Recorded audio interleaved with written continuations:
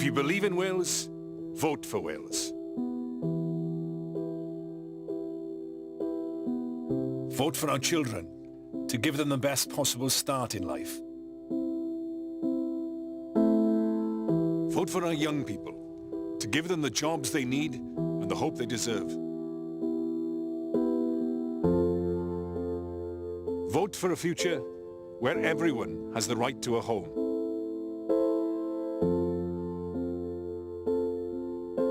Vote for better health and social care.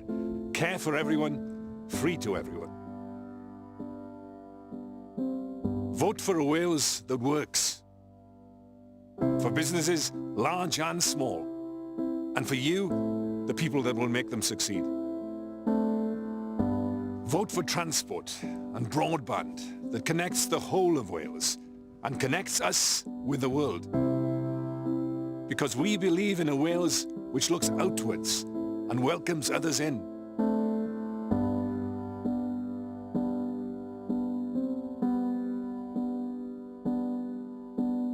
Vote for a nation that looks forward, a Wales that leads the green industrial revolution.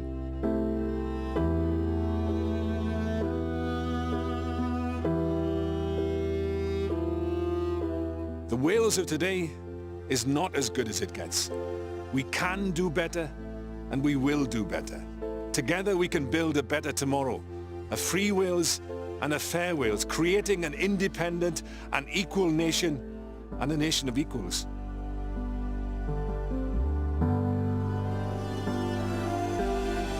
We can make our country better if we choose a different path, a path that's right for us. You deserve this. Wales deserves this. Wales deserves a government and a party that will deliver, a party that stands for Wales and for every one of us in Wales.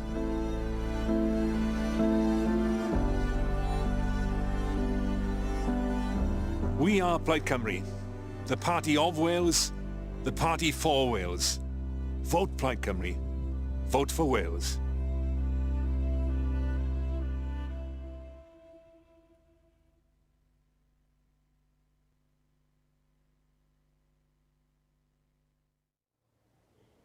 Helo, shwmai, bore da i chi, croeso I gynhadledd wanwyn ddigidol Plaid Cymru 2021. Welcome to Plaid Cymru's 2021 Digital Spring Conference. My name is Chris Jones. Nawr, nid cynhadledd arferol mohoni yn amlwg. I chi'n gallu fy ngweld I, ond alla I ddim eich gweld chi. Ond mae'n siŵr y byddwn ni'n cyd-fwynhau'r rhaglen amrywiol yma dros y deudddydd nesaf. This is a conference like no other, of course, during a time like no other. The most important thing is that you are at home, safe and well, but you are also able to enjoy the varied and engaging program of events that we have in store for you over the next 2 days. So, before we get into the main program today, there are just a few things to mention regarding translation. I will be alternating between Welsh and English, obviously.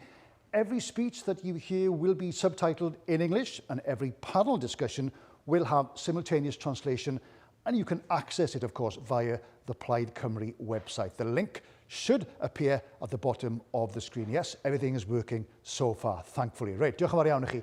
At raglen y dydd felly. Wel, ymysg uchafbwyntiau'r dydd, fe welwch chi y fydd araith arweinydd Plaid Cymru, wrth gwrs, Adam Price. The conference address from the party leader, Adam Price, is sure to be one of the highlights of the day. And you can also tune in to interesting panel discussions with excellent contributors. Gadewch i ni ddechrau felly drwy fynd I Ynys Môn a chlywed gan ddirprwy arweinydd y blaid. Rhyn ap Iorwedd, Plaid Cymru's deputy leader and health and finance spokesperson, is getting the show on the road this morning from the beautiful backdrop in Ynys Môn. Rhyn. Wel, helo na, a chroeso cynnes iawn I chi I gynhadledd Wanwyn Plaid Cymru 2021. A very warm welcome to you to Plaid Cymru's Spring Conference 2021, another unorthodox conference in that there's no conference hall in sight. but a rather important conference as we head into May's Welsh general election and the enticing and exciting prospect of a Plaid Cymru government that will be able to transform Wales after more than 2 decades of a Labour-led government. We can begin a new chapter in our nation's history. Mae bod yma gartre yn Ynys Môn yn siarad mewn I gamera yn hytrach nag yn anerch llond neuadd o gyd aelodau'r blaid yn teimlo wel bron yn normal erbyn hyn ar ôl y flwyddyn da ni wedi chael. O leia dwi wedi mentro allan i'r ardd tro yma efo harddwch Ynys Môn y tu ôl I fi yn hytrach na bod yn syllu I mewn I gamera bach ar yng nghyfrifiadur. Ydy, mae wedi bod yn flwyddyn fel yr un da ni wedi gweld o'r blaen. I fi mae'r her a'r fraint dros y flwyddyn diwetha wedi bod ar 2 lefel, yn cynrychioli pobl Ynys Môn, yn cymunedau ni, yn busnesau ni, a thrio helpu nhw yn unrhyw ffordd allai drwy'r misoedd anodd yma. Ac ar lefel genedlaethol, yn dal llywodraeth I gyfri, a thrio dylanwadu ora allai ar yr ymateb i'r pandemig. Yn yr ardal yma, fel eich ardal chi, mae yna boen a galar mawr wedi cael ei deimlo ac mi hoffwn ni anfon cydymdeimlad yn gyntaf I bawb sydd wedi profi colled dros y misoedd diwetha. Wythnos ar ôl wythnos, mae'r feirws yma wedi dangos mor greulon ydi o. Ar yr un pryd, dwi hefyd eisiau deud gair sydd wedi cael ei ddeud gymaint o weithiau a hynny'n gwbl ddiffiant dros y flwyddyn diwetha, sef diolch. Diolch I bawb sydd wedi mynd y filltir ychwanegol na dro ar ôl tro ar ôl tro. Yn aml yn wyneb risg i'w iechyd a'i diogelwch I hunain, I ofalu am eraill. Mewn gwasanaethau iechyd a gofal yn arbennig, ond hefyd gymaint o weithwyr allweddol eraill. Gwirfoddolwyr diflino yn cymunedau ni a phawb sydd wedi bod mor anhunanol drwy'r cyfnod yma. Each thank you has been heartfelt. But perhaps the biggest thanks we can give is to rebuild in a way that shows beyond doubt that lessons have been learnt from the experience of the past year. Years of neglect of public health, the unsustainability of health and care services, a lack of investment in infrastructure, yes, but more so in people left us unprepared. Thankfully, human spirit and a dogged determination to overcome the challenges thrown at them has seen heroic efforts to treat, to vaccinate, to cope and to care. But to all of you working above and beyond in health and care, many of you tired and exhausted from the past year, I promise to do all I can in government after May the 6th to show that Plaid Cymru has your back. Our ambitions to transform health and social care are ambitions that reflect the needs and aspirations of the workforce and patients alike. So we will create a genuinely seamless national health and care service. We will give care workers the respect they deserve, putting them on the same terms and conditions and pay scales as health workers. This has, after all, been a health and care effort over the past year. To address chronic workforce issues, we'll get started on training and recruiting 1,000 additional doctors and 5,000 nurses and other health professionals, taking pressure off the current workforce and getting you quicker diagnosis and treatment. Plaid Cymru's record in leading the debate on a new medical school for the North is something I'm hugely proud of. We already now have medicine being taught at Bangor. A full medical school will follow, I'm sure of that, and I look forward to delivering it in government. But it's about the whole wider health and care workforce too. Nurses, dentists, all those allied health professionals on whom we depend so much. As I said, strengthening and respecting the social care workforce will be a clear priority too, as will respecting those who need that care. Free social care at the point of need is a principle long aspired to. I plan to deliver on it. And for young people, with a national network of youth welfare hubs giving much needed support with mental health issues in particular, we'll show we're a caring nation for all ages. The last year has magnified problems that were already deeply felt within health and care. Waiting times, already too long, have grown to even more alarming levels. We'll work with clinical leaders to innovate in how we work through that backlog. The work ahead of us isn't about getting us back to where we were. The backlog, the thousands of cancer cases unreported, for example, means we have to build an NHS more robust than ever before, treating many more people in the months to come, becoming more sustainable for the years to come. New delivery plans for cancer and other conditions will be rolled out. End-of-life care will be given the status it needs. And perhaps the biggest transformation I want to lead is in making us a healthier nation, with a focus like never before on the preventative. That's the real sustainability we strive for. Dan Lywodraeth Plaid Cymru, mi fydd na sylw fel erioed o'r blaen i'r ataliol ar gadw pobl yn iachach, yn hirach. Ac efallai bod hynny yn ffordd dda o feddwl am yr holl waith da ni eisiau wneud mewn llywodraeth. Yn rhy aml, mae ymdrechion llywodraeth wedi canolbwyntio gormod ar ymateb i ganlyniadau problemau dwys o fewn yn cymunedau, yn hytrach na cheisio mynd at wraidd y problemau hynny. Nid dim ond gwasanaeth iechyd a gofal mwy cynaliadwy da ni angen, ond Cymru fwy cynaliadwy ym mhob ffordd. Felly gadwch i ni fynd i'r afal go iawn ar tlodi, a tlodi plant yn arbennig, sy'n rhy aml yn amddifadu yn pobl ifanc ni o gyfleon. Gadwch i ni osod sylfaeni i economi Gymreig sy'n rhannu llewyrch i bob rhan o Gymru. Gadwch i ni greu a chryfhau cysylltiadau trafnidiaeth a digidol i'n gwneud ni'n genedl sydd wedi chysylltu. Gwneud yn siŵr bod yn pobl ifanc ni gallu fforddio cael cartra o fewn i cymunedau. Dad wneud toriadau addysg i greu'r platfform i lwyddiant cenedlaethau o blant Cymru. Ac wrth gwrs, gadwch i ni fod yn wlad sydd o ddifri ynglyn â'n cyfrifoldebau amgylcheddol. Dyna wir gynaledwyedd. Ac mae gan Ynys Môn rôl mor bwysig i'w chwarae yn y dyfodol gwyrdd yna. Yn fan hyn fydd Plaid Cymru'n sefydlu pencadlys ynni Cymru i arwain datblygiadau ynni gwyrdd yn genedlaethol. Y gwaith arbed ynni a'r cynhyrchu ynni, efo llawer o'r gwaith arloesi yn digwydd ar ac yn y môr o'n cwmpas ni yn fan hyn. Neu mewn prosiectau hydrogen cyffroes yr ydw i a Plaid Cymru wedi bod mor eiddgar i'w hybu. Dwi'n gyffroes am y posibiliadau ni ym Môn, ond dwi'n gyffroes am y dyfodol sy'n am blaenau ni fel cenedl. Of course, the real sustainability we seek as a nation will truly come within our grasp when we take on the normal responsibilities of a normal independent nation. We can feel, can't we, the aspirations for our nation, long held in Plaid Cymru, that are now gaining traction like never before. In our young people, in marches, in a growing realisation that there must be a better way. The confidence is growing that Wales really can build a new future, not for the sake of it, and not for ourselves, but because we need it for our children. A new Wales, building new partnerships across these islands and beyond. So as we look forward to May the 6th, to offering new leadership through a Plaid Cymru government, let's make this a vote for Wales. Dyma'n cyfle ni fel cenedl.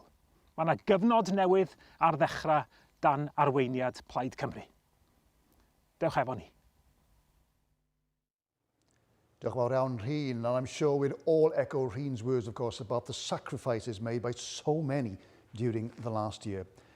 Un o fanteision cynhadledd rhithiol yw wrth gwrs y byddwn ni'n mynd ar daith o gwmpas Cymru gyfan i glywed gan aelodau etholedig Plaid Cymru o fewn i hetholaethau ym mhob cwr o'r wlad. Conference isn't just about policy. We also like to lighten things up, have a bit of fun. So tonight at 7:30, you have the chance to enjoy a social event like no other with some of Wales's best performers. It's an exceptional lineup. And the details regarding who's taking part and how to buy a ticket are on the screen now. Yes, they are. And they're also available on the Plaid Cymru website, of course. Felly, eleni fel pob blwyddyn arall, i ni'n ddiolchgar iawn i fudiadau allanol am y ffordd yma nhw'n ymgysylltu gyda Plaid Cymru a'r gynhadledd yn enwedig. Mae'n dyledyd fawr iawn eleni i'r Coleg Nyrsio Brenhinol fel ein prif noddwr. It's very apt that this year, of all years, our main sponsor is Royal College of Nursing. And we're hugely indebted to them and to all the other stakeholders, of course, who have engaged with the conference this year. So before we move on to our first panel discussion of the day, let's take a minute or two to learn more about the RCN and their work.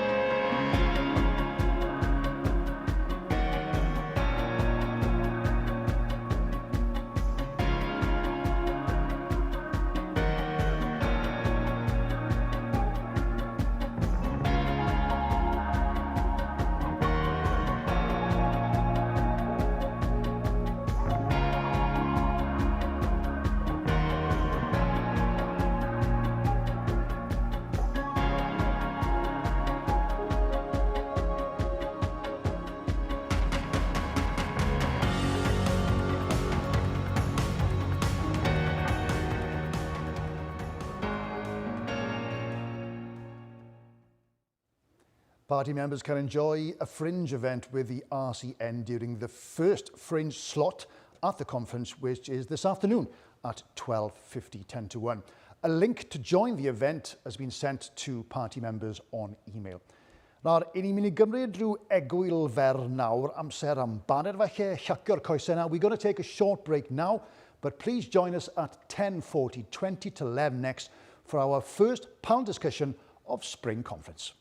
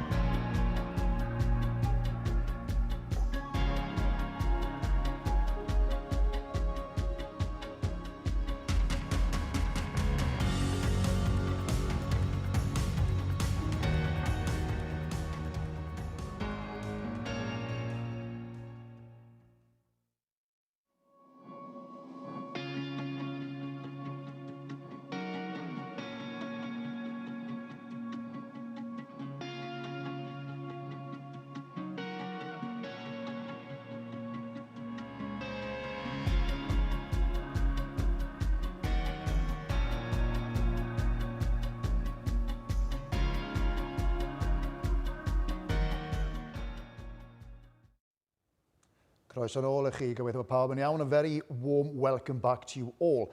Reit, gadewch i ni droi at sesiwn drafod gyntaf y gynhadledd heddiw. Nawr mae llawer y sôn wrth gwrs wedi bod dros y flwyddyn ddiwetha am greu'r normal newydd, be bynnag yw hwnnw. Wrth gwrs, there's been much talk over the past year of creating this new normal and how best to rebuild society after the pandemic. Our first session will focus on how best to build back and what the priorities of the next Welsh Government should be. Mae'n bleser felly gen i groesawu Steve Thomas, cyn brif weithredwr Cymdeithas Llywodraeth Leol Cymru a chadeirydd presennol Glan Dŵr Cymru fydd yn hywio'r drafodaeth heddiw. As the former Chief Executive of the Welsh Local Government Association, Steve Thomas, well, certainly knows a thing or two about building resilient communities. Steve, it's over to you, and I'm sure you'll kindly introduce your panellists. Many thanks for that introduction. Good morning, Borodar, everybody. I'd like to welcome you to this vitally important session, Building Back Best Priorities for the Next Welsh Government. My name's Stephen Thomas, and my biography is in the pack, so I won't bore you by telling you all the details other than I did work in local government at one point. I want to start on a note of very serious sadness. I know this morning you as Plaid Cymru members are in a state of utter disbelief. It was only last evening that Andrew R.T. Davies, leader of the Welsh Conservatives, made the shock announcement that he had ruled out doing any deal with Plaid Cymru after the Senedd election. That said, I'm sure over time you'll learn to live with your grief, not least of all since you'd already ruled one out. Can I thank all you discerning people for joining this session? To quote the great philosopher Sir Bruce Forsyth, what a lovely audience.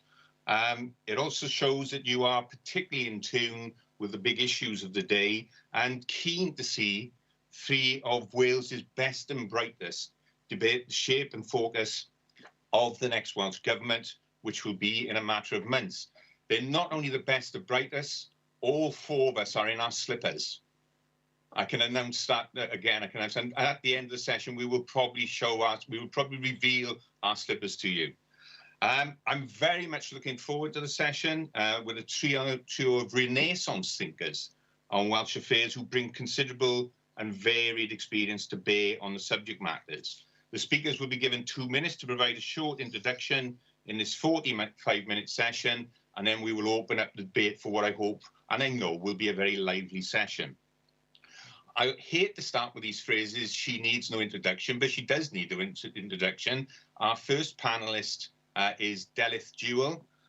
She is the Plaid Cymru member for Senedd East for South Wales East. She is Shadow Minister, Public Service Transformation and Future and the Local Government Association Coordinator. She was born in the People's Republic of Caerphilly, and she went to that great school, Ysgol Gyfun Cymru, before graduating with a BA Master's degree from the University of Oxford. Before becoming a member of the Welsh Parliament, she previously worked as a parliamentary researcher in Westminster. And during her time in Westminster, you all know this, she's played a leading role in campaigns which led to the introduction of new laws on stalking and domestic violence.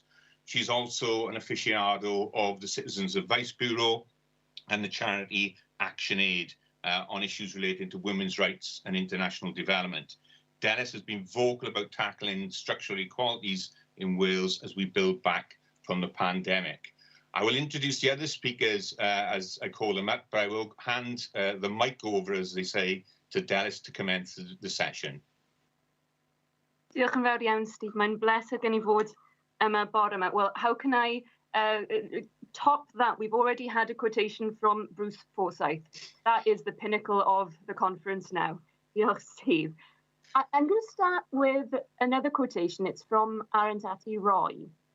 It's my favourite quotation, I think. Another world is not only possible, but she is on her way. On a quiet day, I can hear her breathing. Now, I want to start with that moment of this possibility of hope that is encompassing everything at the moment, and this possibility. But I think that we also have to frame this discussion in the context of a challenge, which is that other world that is so possible that she is on her way we might not get to that other world if we are not vigilant, if we are not radical, if we don't fight for the changes that we want to see in society, if we don't make sure that we actually bring about this possibility and make it a reality, then this will be the greatest missed opportunity that our society has ever had. Because I think that this is something that often comes up in discussions about building back better and that wonderful phrase. But our society has faced crises before, and there's often talk of renewal, of this is the moment to change things. And, during this pandemic, we have nearly eradicated homelessness. Already things are slipping back. I think there are so many forces in society that want things to go back to how they were before. So as we are talking, I want everyone in the audience as well to be aware of the need for us all to be vigilant, to not take for granted that these changes that we're going to be talking about actually happen. We have to fight for them, because this window of opportunity that we are almost in at the moment, we're almost in the frame of the window, that might shut if we are not radical now. Because like I say, already some things are going back. I won't take up more time because I'm really interested to hear what the other panelists have to say, but I'd like us to have that challenge as the frame, as well as the lovely words of Arundhati Roy as well. Thank you, Dallas, setting the scene there brilliantly. And we'll pick up on that phrase new normal and try and distinguish it from what is the old normal, hopefully, during the course of the panel debate. Delighted now to introduce our second panellist, Patience Bentu. Patience is a community engagement officer for Race Council Cymru, an organisation established in 2010, an overarching umbrella body with a mission to bring together key organisations within Wales to cooperate on promoting integration, championing justice and race equality in institutions and society. Recently, Patience was one of the key figures in playing a part in RCC's Zero Racism Wales campaign. Patience holds an MA in Drama and Theatre, education from the University of Warwick, and BA Honours in Theatre Arts from the University of Jos in Nigeria. She's currently pursuing a PhD at Swansea University on evaluating the effects of training on women's political participation and representation in Nigeria. Patience is also an avid community volunteer and is a member of the Black Lives Matter movement in the Swansea area. We're delighted to welcome Patience this morning. Over to you. Bore da pawb, as the Welsh would say, where I now live, and good morning, everybody. I am delighted to have been invited to this great conference to speak about what matters most, not just to myself, but to the communities that we represent as Race Council Cymru. And I would like to take this discussion back to the start of the pandemic and the killing of George Floyd in the United States of America that sparked off the global Black Lives Matter campaign. And what these two historic events have done is reveal the inequalities, the racial inequalities that have been existent in all parts of this country and Wales over as many years as I can think, as far back as I can think. And I think the very worrying thing is the fact that these conversations have been going on for so many years. But this change, this radical change that we're talking about is yet to be seen. And it is so bad that our ethnic minority communities in Wales are now saying, you know what, we're tired of talking. We don't want to come to any more roundtables. We've said everything that we need to say. All we want to see now is action. And it is also, disheartening that these racial inequalities exist in every sector in Wales. It's in housing, it's in education, it's in employment, it's in businesses, it's in transport, it's just everywhere. Racism is rife. Racism is a reality in Wales, and this is what we need to tackle. This is why Race Council Cymru has come up with the Zero Wales tolerance pledge to racism. What we want to see in building back a better, fairer, stronger, greener, all the positive words we would like to use in Wales going forwards with the next Welsh government is actions that will ensure that the development of the recent development of the Race Equality Action Plan is implemented successfully and in an accountable manner that will bring change that our ethnic minority communities in Wales seek to see. And so on this day, I would like to throw the challenge back to Plaid Cymru to say, what difference can Plaid Cymru make to racial inequality in Wales? Thank you. Thanks for that, Patience. An excellent contribution and a big challenge there at the end, which I'm sure we can debate in the session as it rolls out. I want to move now to our final panelist, an old friend of mine, Professor Mark Barry. Mark has worked for over 30 years and has international experience in multiple industries, including management consultancy, biotech, IT, finance, economic development, and transport. It is said on a Sunday he rests. Mark conceived and has been working on the South Wales Metro project since 2010. In 2017, he outlined proposals for a Swansea Bay Metro. And in 2018, he has led the development of the strategic business cases for further rail investment in Wales for the Welsh Government. In 2019, he also developed the concept and set up the strategic case for Cardiff Council's rapid transport network and a Cardiff Crossrail. Mark also has a part-time role as a professor of practice in connectivity at Cardiff University and has led a number of engagement initiatives, most notably Metro and Me in 2018. He's also facilitating a broader regional discussion related to transit-orientated development. You have Wales's Mr. Transport here this morning, and we're well looking forward to hearing from him. Bore da, thank you, Diolch Steve. I sound like a jack of all trades and maybe risk being a master of none. My career has jumped around a lot over the last 30 years because I get interested in things and dive into them. Sometimes ruffling a few feathers on the way, which I think in the world we live in is necessary. Getting back to the question, for me, COVID has given us all an enormous kick up the backside. For me, we can talk about a post-COVID response, but I think what it does is force us to think much more seriously about the climate emergency. And actually, COVID may have helped us. It may have helped us focus on that which is important and that which is wrong in our society, in our communities. And for me, it's three things. Patience has touched on inequality, and I think that we've certainly become aware that the people we most depend upon in our societies are perhaps least cared for and least rewarded. And people like me who are very privileged, are very lucky to live where I live and have done what I've done. I need to become more aware of that. So there's an issue of inequality, economic, geographic, racial. It's got to be part of our thinking.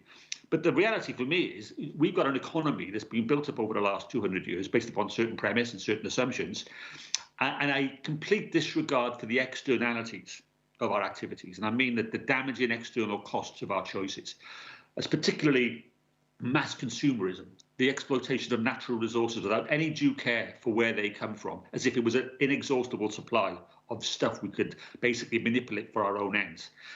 And for me, the biggest, most obvious manifestation of that is in our use of cars.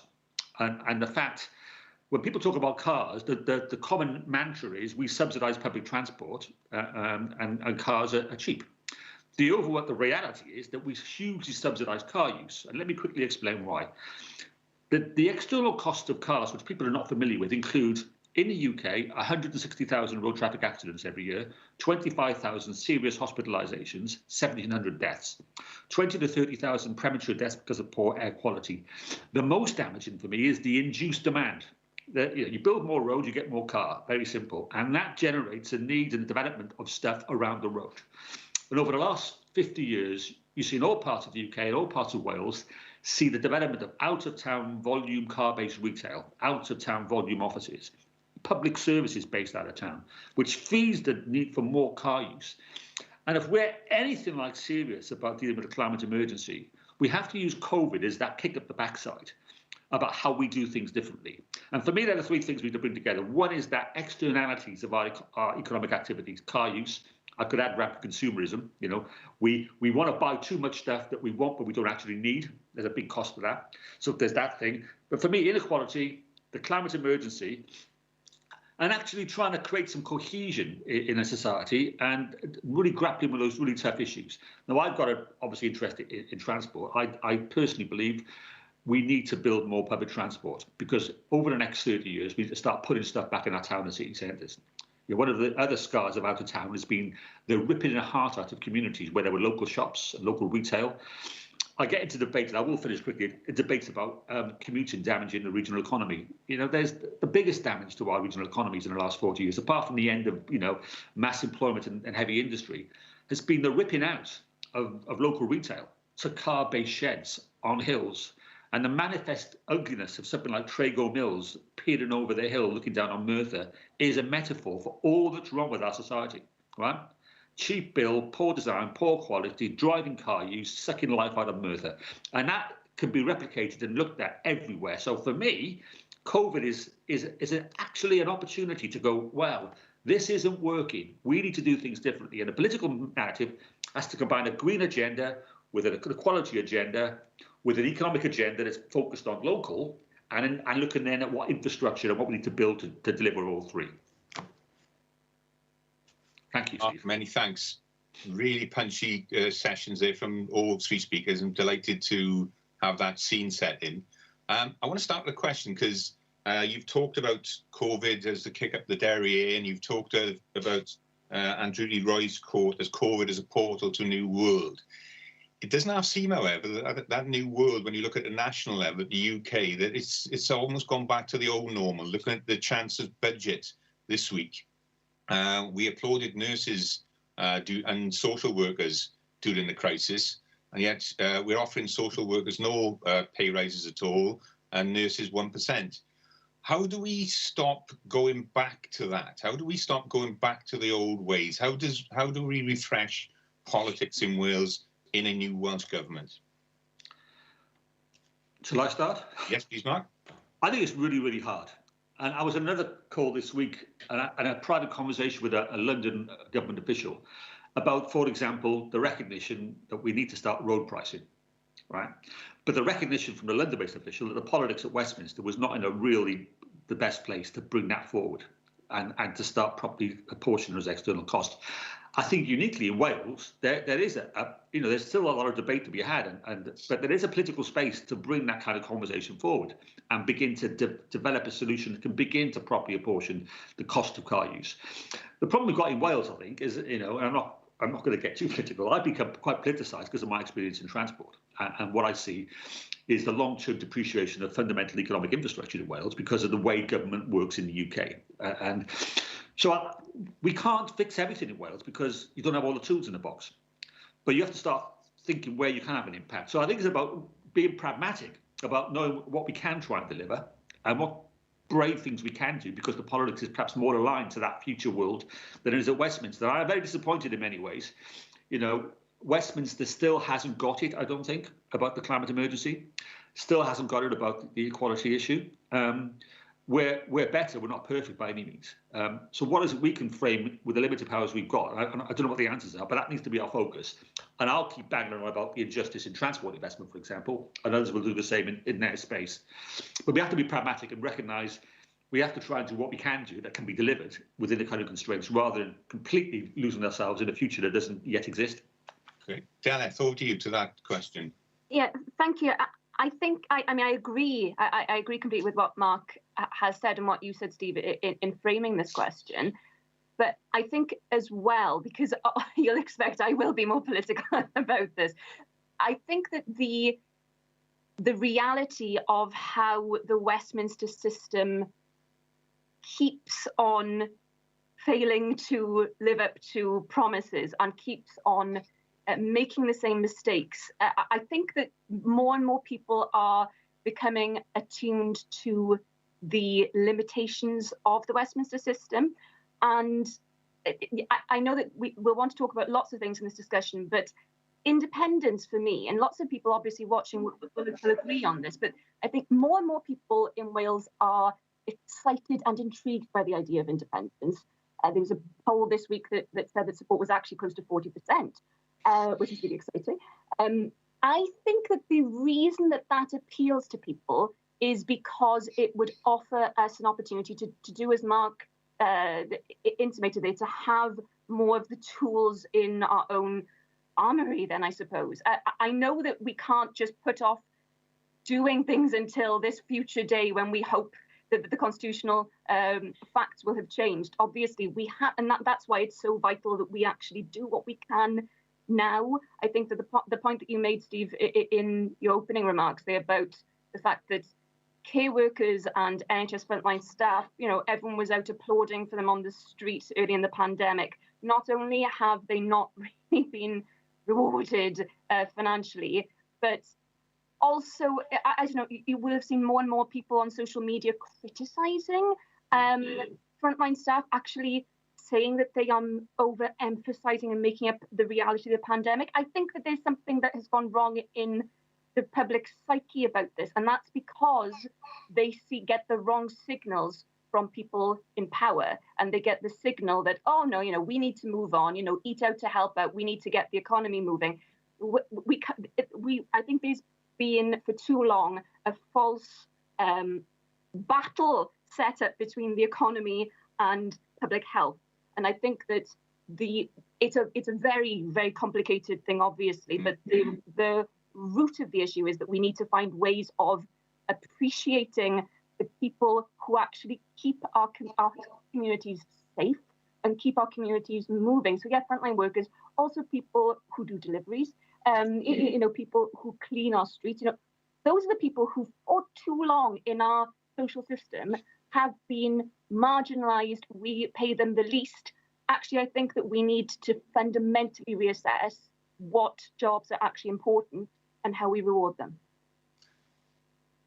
Patience Dellis is sort of talking about a new definition of value for human beings, I think, there as much as anything else. And you've talked about the structural inequalities that BMA communities face. What's your view on this?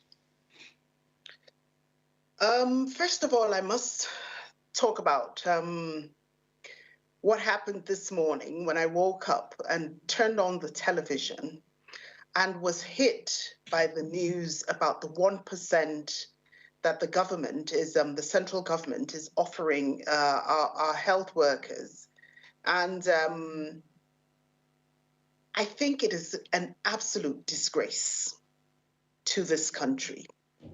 It is a slap in the faces of the people who have worked through the pandemic to bring the country back to the way it is at the moment.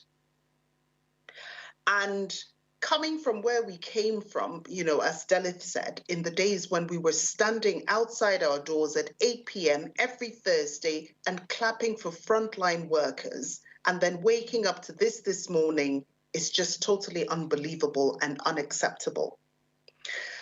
And as an employee, or as someone who works in the third sector with race communities, I am very aware that a very large percentage of the workforce in the health sector are ethnic minority people. And so the first thought that crossed my mind this morning was, are you offering this 1% because it is ethnic minority people? Or what is the motive? I mean, what is it that is stopping Westminster from offering more than 1%? There's so many questions there that need to be answered. Now, moving on forwards, I think we need that radical move from looking at or focusing on capitalism. And yes, don't get me wrong, the economy is very important. It is what keeps us going as a country. But also what the pandemic has done is shown us that it's much more than just the economy. There were grants out there all through the lockdown, and people did access those grants to keep them going because they were out of work and so on. But it was actually the strength of communities pulling together that kept us going. The voluntary, the formal and informal volunteers who put themselves out there on the streets at the risk of the virus, helping other people get along with their lives, was what pulled us through. That was our strength during this time in lockdown. And so going forward, I think we need to revisit our policies. We need to unpack our policies and look at them. What is working and what is not working? What is it that needs to change? And I tell you, when we begin to unpack, the policies, you will see the inequalities will even become more glaring than they are now. And unless this is addressed, we're not going to make a change. Diolch yn fawr. Thank you for that. I want to pick up on that theme because it goes back to what Dallas said at the outset as well. If this is a big moment in history, if this is a 1945 moment, we're coming up to something here which has been a massive, structural shock to the economy, to society, and everything else. What are the big ideas for Wales? Dallas, you've mentioned independence, but that would be, if it comes, won't be in the next term of the Senate, I would imagine. Although there will be pushes, I'm sure, for a referendum. But what are the other big ideas out there to sort of change the society we live in? Dallas, over to you. Yeah, thank you. I mean, and on the point of independence, I'll just say really quickly, because I know that this is a very broad discussion. Independence, I think we need, and I would say this to the people watching, we need to make sure that we frame independence not as a constitutional issue, but as an issue of equality, of social justice, because independence has to be the beginning point. It has to be the thing which allows us to make our society fairer. If we just see independence as the mountain peak, then what is it even for? But I think in terms of the big ideas, I think that we should have a system where housing is a human right. I think that the pandemic has shown that a house is not just four walls and a roof. It's a place where people need to feel safe and secure. I think that we need to, again, fundamentally reassess the way that too many of us think of homes as something which can be, I don't know, an investment. The second homes crisis that's happening in some parts of Wales, the fact that some people can afford to have more than one home when there are other people who can't afford to buy a home at all. That's something that we need to change as a society, that our relationship with property is something which has grown out of all proportion, I think. I think that there's been a lot of focus on free school meals, the fact that it is still possible, very possible in our society for children to go hungry. I mean, 100 years ago, or not that long ago, it was still possible for children to work underground. It was possible, but back in the 19th century, children under 10 could still work underground. Forgive me, children over 10 could still work underground. That now, when we look back at it, it's anathema. We just can't believe that was ever allowed as a society. I think when we look back, I hope not too long from now, we will think, how did we allow children to go hungry?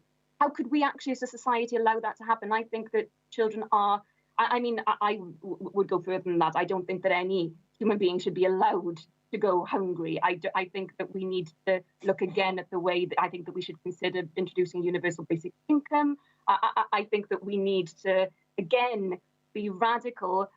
It should be the responsibility, not just of government, it should be the responsibility of society to make sure that everyone has a decent standard of living. And that shouldn't be something which is seen as a luxury. That should be the baseline. And again, I think that so I would say tackling the fundamental inequalities, and yes, and picking up what Patience has said, the fact that there are some workers which tend to be from certain minority groups who have been marginalized for too long, who have been put in harm's way because of the fact that we for too long have not recognized and appreciated the work that they do, and so they are paid least for being in the greatest danger. We need to be radical and fundamentally reassess all of this, and I think the way particularly that we look at the standard of living, housing, access to green and blue space, reforming the planning laws. Let's go all out. That's what I say. Thanks for that. A really good answer to the question and the introduction there of universal basic income as well. Mark. We're touching some really fundamental questions here. We've got the inequality, the poor pay. It's a reflection of a system that's been in place for as long as it's been in place. And we end up just incrementing from the wrong place. And we need to go over there somewhere. And you ain't going to do it by lots of little steps. You need to find a way of leaping to something different. And that's the opportunity COVID presents. It's a step change in how we live. We just have to experience it and are experiencing that. So for me, it's a couple of things. We talk about, we need a functional economy, right? And I support the market economy. I support entrepreneurism. But what I also support is having the clear boundaries on the limits of the market in terms of regulation and tax. What we've done over many years is take away those limits so that actually people can be exploited. We can have huge amounts of profit being made by companies using technology, employing very few people. We've degraded workers' rights and introduced zero-hour contracts. We've let the market dictate how all our lives should be lived. And this comes out of, I think, a fundamental kind of failure in our economy and how we appraise, make decisions, and how the Treasury makes decisions. We overvalue that which we can count and undervalue that which we can't. And it's often that which we can't count easily is more important than the social value, community cohesion, the environment. These are the things now we know are important, but we have a very, very poor systematic capability of counting when we're looking at making governmental and policy-based decisions. So there's a role for improving our appraisal and policy development to really get a handle on how we count this stuff and include it in our calculations. Now, the Wellbeing and Future Generation Act provides a framework. And I'm actually involved in conversations in my part-time work about how we do transport modelling. I'll give an example. And this is a reflection of the incrementalism we have in our world. Transport modelling typically says, let's build this model of our transport systems and we'll change the price or the service or the route and we'll press a button and in 10 years' time, predict the demand. And that might give you a little 2% growth and therefore in 2034 it will be like this. What we need to do now is no, we need to define what we want to achieve.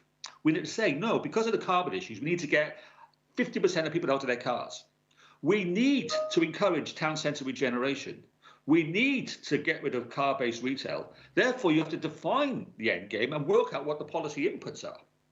And a lot of our policy is about predicting something that might happen in 10 years' time. We need to define the future and work back in setting up what you want. And one key thing for me, and we talked about housing, we got a massive issue with housing. And in the UK, uniquely in Europe, it's become too commoditized. It's a tradable asset. I mean, it's lunacy, right? This is where we live. Come on, this is our safe space. Too many people haven't got access to it and become such a volatile commodity. It affects the economy in a really unhealthy way. I would put capital gains tax on all house sales, right? Seriously. And people go, you can't do that. Well, why not? Let's focus the economy on stuff that really adds value to people and places, rather than playing games to generate, all the DIY activity around stuff that's not real. So I think that the fundamental challenge is actually looking at the regulation and tax regime around a lot of what we do. And I've written some blogs on this and people might have read them and dismissed them and put them in the bin. But I do think our tax conversations are very narrowly defined about taxing more or taxing less on either income tax or corporation tax. What the damage we're doing to the environment tells us is we are taxing the wrong things. We have to tax things that are damaging our well-being, our environment. And there's probably several things we can do in that. That's what I say, taxing capital on houses. We should be taxing along supply chains. And the idea that we can, ship New Zealand lamb in a flying fridge across the world to be sold in a supermarket in port is frankly lunacy. There's lots of things like that we need to look at. Now, Welsh Government doesn't have all the powers for that, but certainly looking at what you've got in business rates or whatever, we need to start finding ways of reining in the excesses that are causing the most damage to our society and our environment. And a lot of those powers reside at Westminster, and that's a problem. But there are probably some things more imaginative policymakers could probably do, say, oh, maybe we can do this, to try those things, because that's what we have to do. We have to create an economy that's in balance with nature, which we don't have, in balance with social cohesion, which we don't have, and in balance with the need to address issues around inequality, as would be described earlier. And these are not easy things. But at least I think in Wales, in a small place with I guess a political ecosystem is beginning to unpack these things, you can begin to do that. And So I'm optimistic, but I am not under any way underestimating the challenge, especially the political constraints we have with the current constitutional settlement. And people will know I've become quite politicised on some of these matters the last few years from where I was 7 or 8 years ago, and there are big changes that are needed, because the climate emergency has got to completely be used as a means to try and save all our lives and futures. Because in 10 years' time, if we do nothing, I'm not sure whether we can come back from the edge, seriously, and that's a real concern. Thanks for that, Mark. Patience, you've already set one of your big ideas, and a real massive challenge in terms of the elimination of racism. Would you like to elaborate? If I have to go into all the sectors of the economy, we'll probably be here till tomorrow, unpacking the inequalities that exists everywhere. But I'd like to go back to the conversation that Mark and Delith have already taken on, and that is on housing. And for ethnic minority communities, it's not just about having a roof over your head. It's about having quality housing as well. And yesterday, I was in another meeting where we were talking about the sort of housing that is allocated to asylum seekers and refugees in Wales. And this is all because, yes, we do know that immigration is not devolved to Wales. And the Home Office, I think, has taken advantage of this and is liaising with private companies that are giving asylum seekers and refugees substandard homes to live in Wales. I have personally been into some of these homes, and I've looked around and thought, no, I cannot live here. And if I cannot live here, why should I want somebody else to live in that kind of low standard home? I have seen homes where the heating is not working in the middle of winter, and they've been told there's been a call out and an engineer will come, and the engineer has not showed up. And this is a home with little children, all below the age of 10. Still in housing and moving away from asylum seekers, that's just a little bit of the, I don't want to go too much into that. Still in housing, moving away from asylum seeker and refugee accommodation, we're looking at homes as well where there is overcrowding. And nobody, it's only now that we are really, as an organization, we're pushing the housing associations to look into that. Why are you giving people homes, say, for instance, a family, couple with 3 or 4 children, or 4 children, say, for instance, and you're giving them a 2-bedroom house? How are they supposed to live in that space? There's also the issue of multi-generational family homes, which made it very, very difficult for families who had their parents living with them, who are caring for these parents because they've got no way of, affording any other form of care for their parents, making it very difficult for the parents to isolate during the pandemic. How do you keep your family safe? So it's all those sorts of things in housing. And then Mark touched on taxation. And all I have to say about that is we have a system, a very disadvantaging system that makes the rich richer and the poor poorer. And this needs to change. And then moving very quickly from there into education. Again, one of the things that the pandemic revealed to us is a lack of access to technology by children of ethnic minority families. It wasn't too long into the lockdown last year that we started receiving phone calls saying, well, education has gone online. Our children we don't have, all we have in the home is mobile phones, no other form of, no laptops, no iPads. Some don't even have access to Wi-Fi. And we're talking about a United Kingdom in the 21st century. So it's all those things. I can go on and on and on and on. And you just see that, honestly, if inequality is not tackled, I think that is one of the topmost priorities of any government in this country. If that is not tackled, there's no way we're going to make a move. And I can only speak for racial inequality. Think about the other protected characteristics. It's in disability, it's in LGBT communities.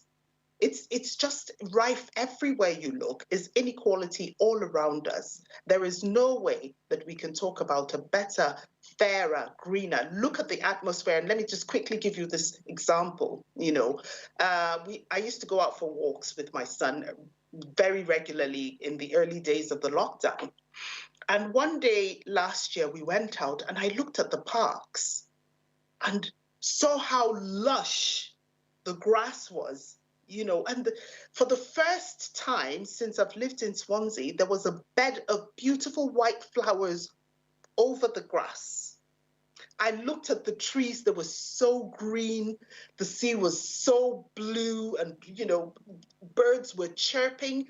And I thought to myself, now, the amount of destruction, environmental destruction that is going on has become so clear. And we need to bring environmental protection to the front of the burner, together with resolving inequalities.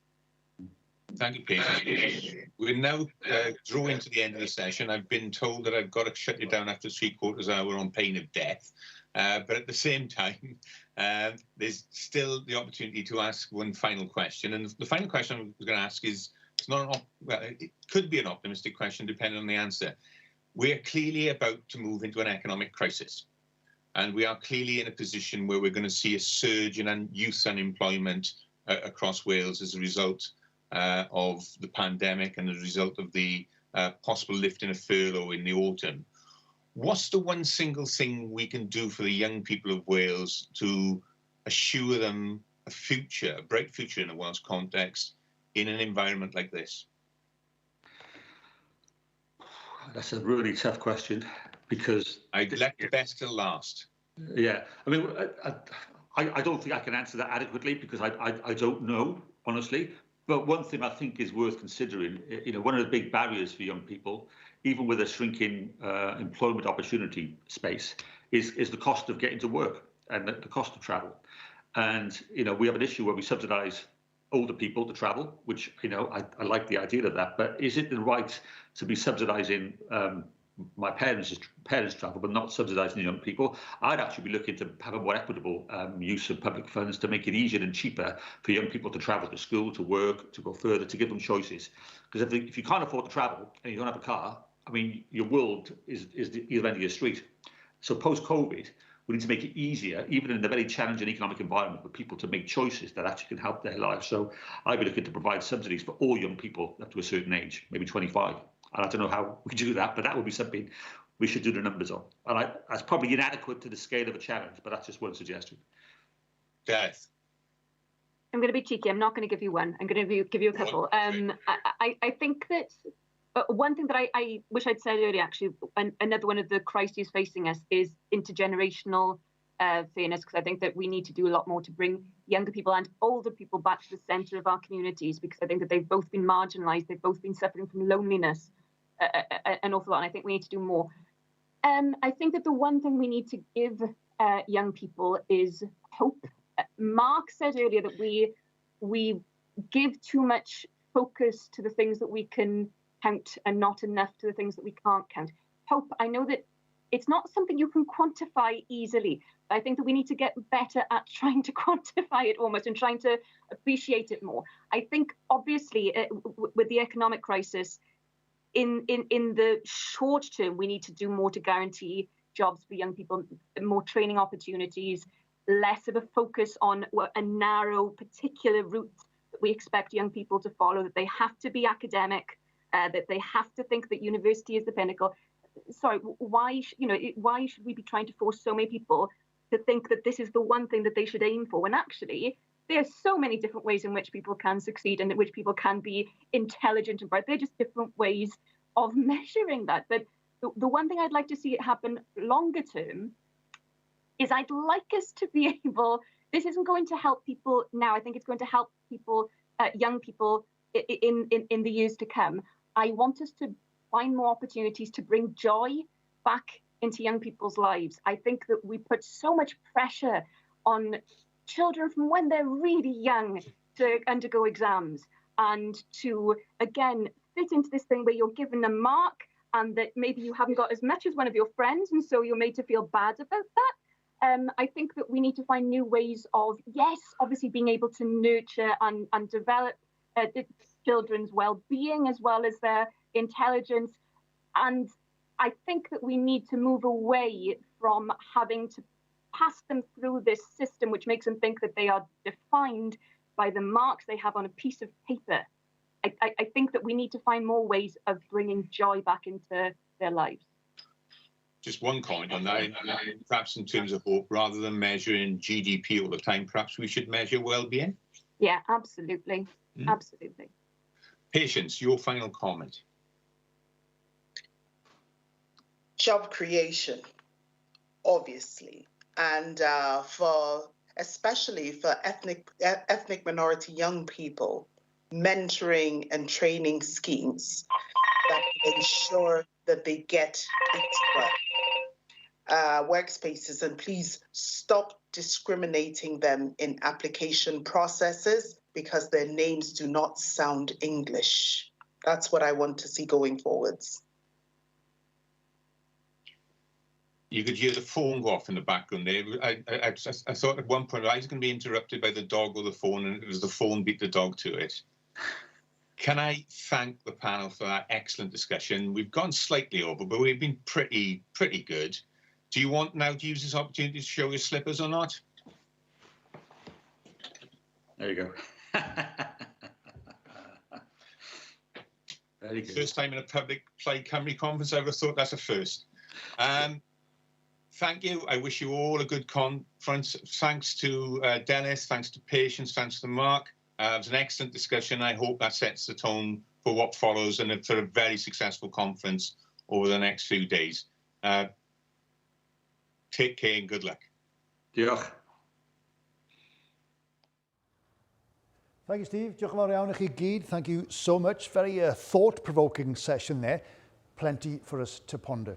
Digon I gnoi cil fi'n yco hwnna, gnoi cil ar yma. Reit, i ni'n mynd I cael egwyl fach am rhyw 10 munud, byddwn ni'n ôl am 5 munud ar hugen I hanner dydd. We'll be back in about 5, 6, 7 minutes. Let's be back at 11:35 and we'll carry on with our first day of the conference. Diolch.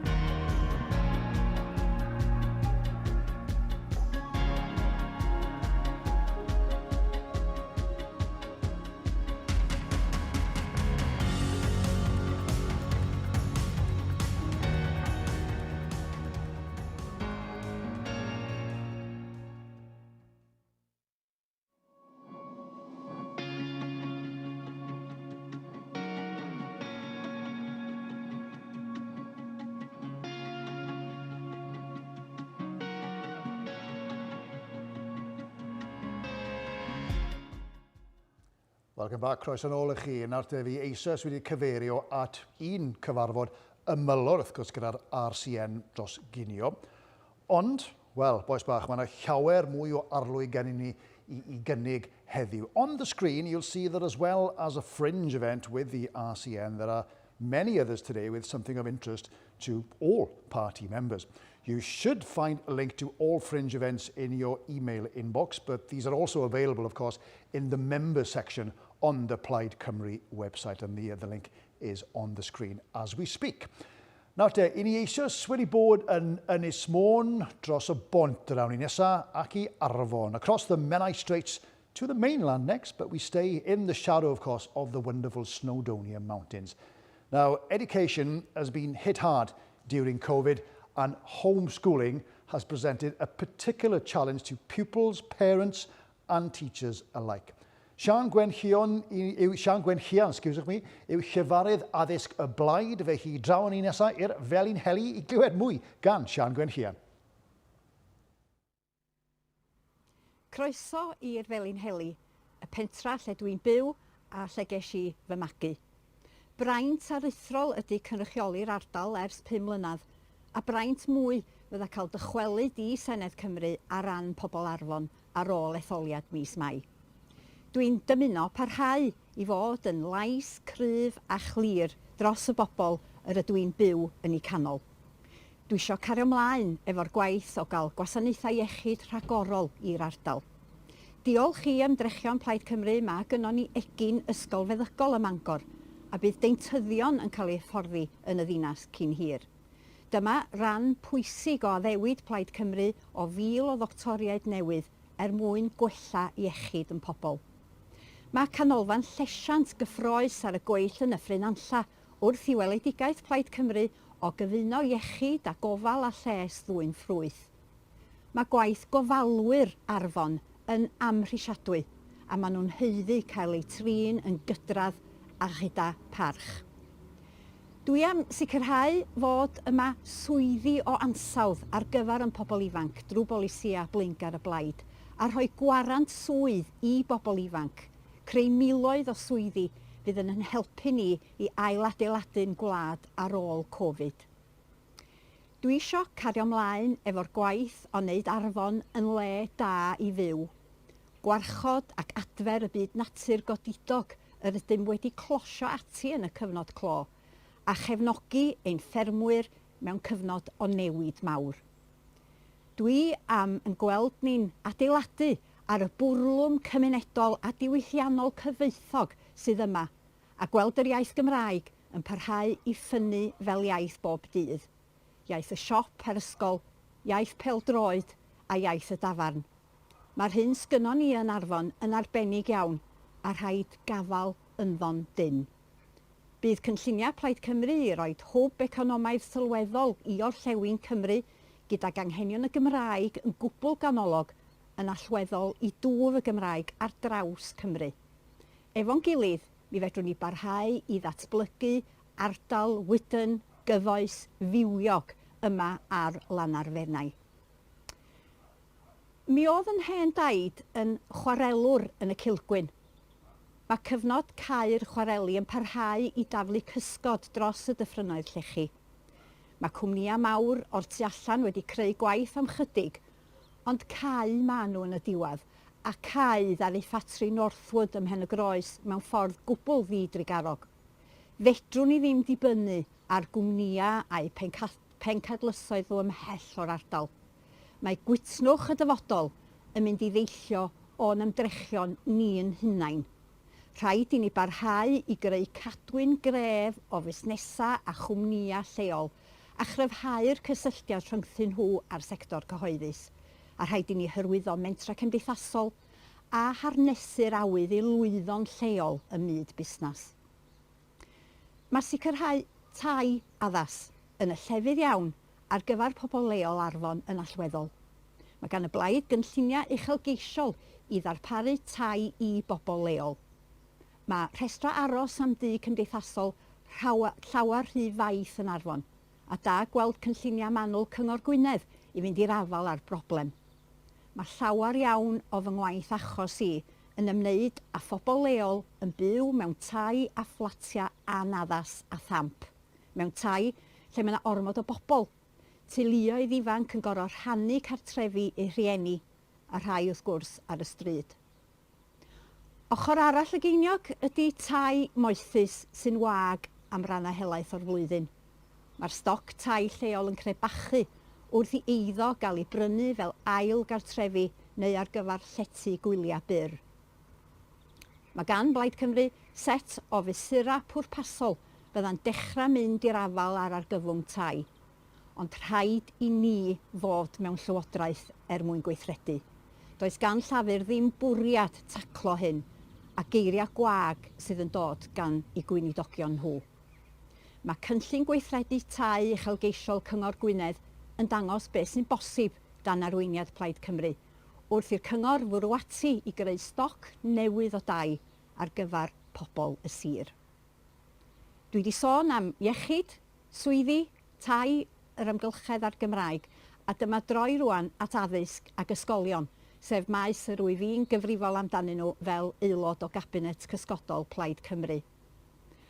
Mae'n dyled ni fel cymdeithas yn fawr i gymaint o weithwyr allweddol, gan gynnwys y staff yn ysgolion ni, sydd wedi dangos ymroddiad arbennig iawn. Mae staff wedi addasu i ymgylchiadau hynod heriol mewn ffordd bositif. Wrth i'r ysgolion ail-agor yn raddol rwan dros yr wythnosau nesaf yma, mae'n rhaid troi blaenoriaeth i ddiogelwch pawb a chynnig brechiadau i staff. Gan bwyll bach, fe ddaw yn amlwg pa gefnogaeth ychwanegol sydd ei angen wrth i blant ddal i fyny hefo'u haddysg. Mi ddawn amlwg pa blant a phobl ifanc sydd wedi diodda y colledion addysg mwyaf. Mae yna dasg fawr o'n blaenau fel cymdeithas. Mae yna lawar o waith i'w wneud i gefnogi disgyblion ac ysgolion. Dwi wedi bod yn feirniadol iawn o arafwch y Llywodraeth yn cyhoeddi eu cynllun adfer addysg ac yn feirniadol o'r diffyg buddsoddi yn y gwaith. Mae yna adroddiad yn ddiweddar yn dangos fod Cymru yn gwario llawer llai ar waith adfer addysg na'r Alban. 88 punt y pen y disgybl yng Nghymru o'i gymharu â 114 o bunnoedd yn yr Alban.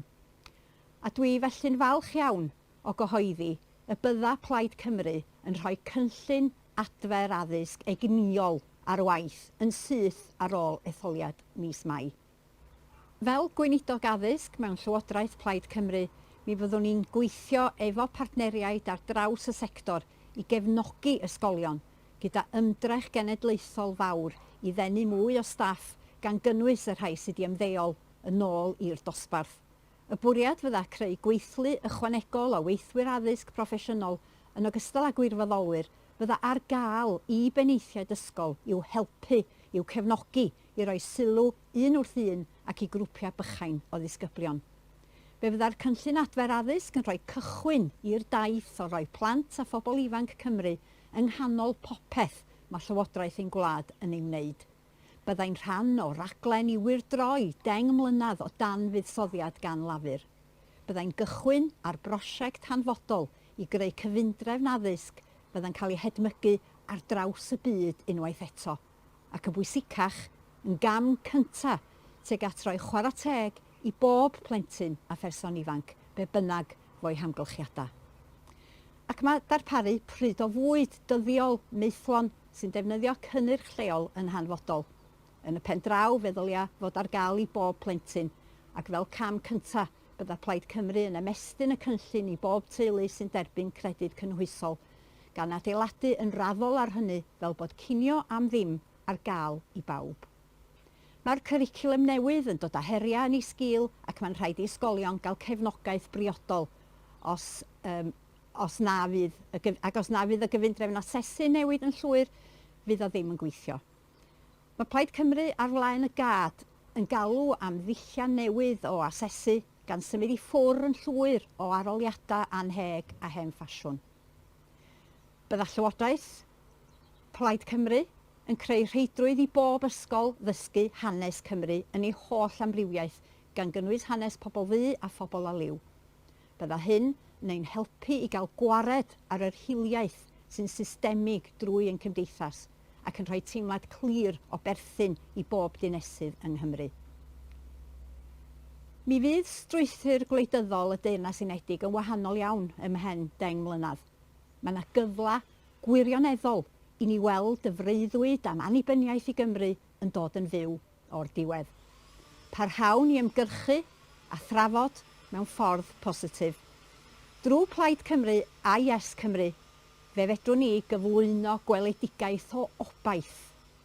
Mae optimistiaeth a brwdfrydedd yn heintus, awn ati yn hyderus a gyda gwen i greu'r Gymru rydd. Mae'n pwyslais ni ar greu cyd-berthynas newydd rhwng gwledydd y Deyrnas Unedig, adeiladu o'r newydd ynys o genhedloedd cydradd, rhydd ac annibynnol, a chreu partneriaeth newydd. Bydda Plaid Cymru yn cyflwyno bil seneddol i sefydlu Comisiwn Cenedlaethol Statudol, a rhan o'r gwaith bydda cynnal sgwrs fawr efo pobl Cymru. Bydd angen i'r ymgysylltu fod yn eang, yn gynhwysol, gan dynnu pobl mewn i'r drafodaeth ac yn parchu pob barn. Dwi'n edrych ymlaen yn fawr iawn at y drafodaeth am gyfansoddiad y Gymru newydd, trafod y math o wlad da ni yn ddeisyfu fod. Mae hynny'n un o'r elfennau mwyaf cyffroes yn y cyfnod nesaf wrth i ni nesau at annibyniaeth. Mae'r cyfnod Covid wedi taflu gola newydd ar ein bywydau ni. Mae wedi tanlinellu gwendida sylfaenol, y pegynnu mawr rhwng cyfoeth a thlodi a natur fregus yn gwasanaethau hanfodol yn sgil blynyddoedd o lymder y toriaid. Ond, da ni wedi gweld hefyd bod posib i Gymru dorri cwys ei hun drwy hunanlywodraeth, drwy lywodraeth leol ac ar lawr gwlad. Da ni wedi gweld gwaith cymunedol gwych. Da ni wedi gweld gwerth pwysigrwydd y lleol o gefnogi'n siop leol i ddarganfod llwybra cerddad newydd. Da ni wedi gweld grwpiau fel Porthi Pawb yng Nghynarfon yn darparu bwyd i gannoedd bob wsos. Da ni wedi cael blas o gymryd yr awena yn hunan. Mae'n hyder fel cenedl wedi tyfu. Mae'r awydd i wneud mwy drosto ni'n hunan yn tyfu. Y cam nesaf ydy ethol Senedd sy'n cael ei harwain gan Blaid Cymru. Yr unig blaid fydd yn ein harwain ni at y ryddid. A'r unig blaid fydd yn mynd ati yn egnïol y maes iechyd, addysg, tai, swyddi yr ymgylchedd i greu newid gwell. A lle bydd tegwch a chydraddoldeb ymhlith pobl Cymru wrth wraidd bob dim da ni'n neud. Diolch yn fawr iawn i Sian ar olygfa yn fendigedig tu ôl iddi. Now, I'm sure many pupils, parents and teachers, of course, can relate to the challenges presented by COVID, highlighted there by Sian. It's certainly been a year like no other for all our schools and universities, of course. Now, you can hear more from Sian in a panel session later on this afternoon. Later as well, we'll be travelling to another wonderful part of the country, down to the Rhondda, for our next speech, given by Leanne Wood. I ni'n edrych mlaen i barhau gyda'n taith ni o gwmpas ardaloedd godidog ac ymrywiol Cymru, wrth gwrs, gan fynd i'r Rhondda nesaf ar gyfer araith nesaf dydd gan yr aelod lleol diflino Leanne Wood. Leanne's speech will open our afternoon session, and before that we will complete the morning programme with our second panel discussion at 11:55. So that's roughly about 5-6 minutes. Until then, we'll have another short break. Welwch chi yn y man.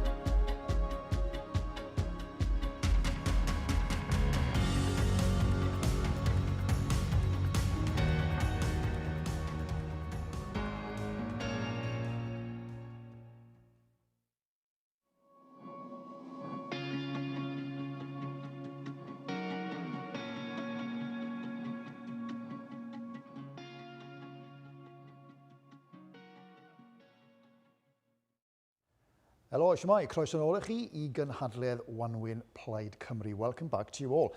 Now, different communities, regions and people have all been affected, of course, by this horrible pandemic. But what it's really exposed is the fact that so many of our people, and our children in particular, continue to live in poverty.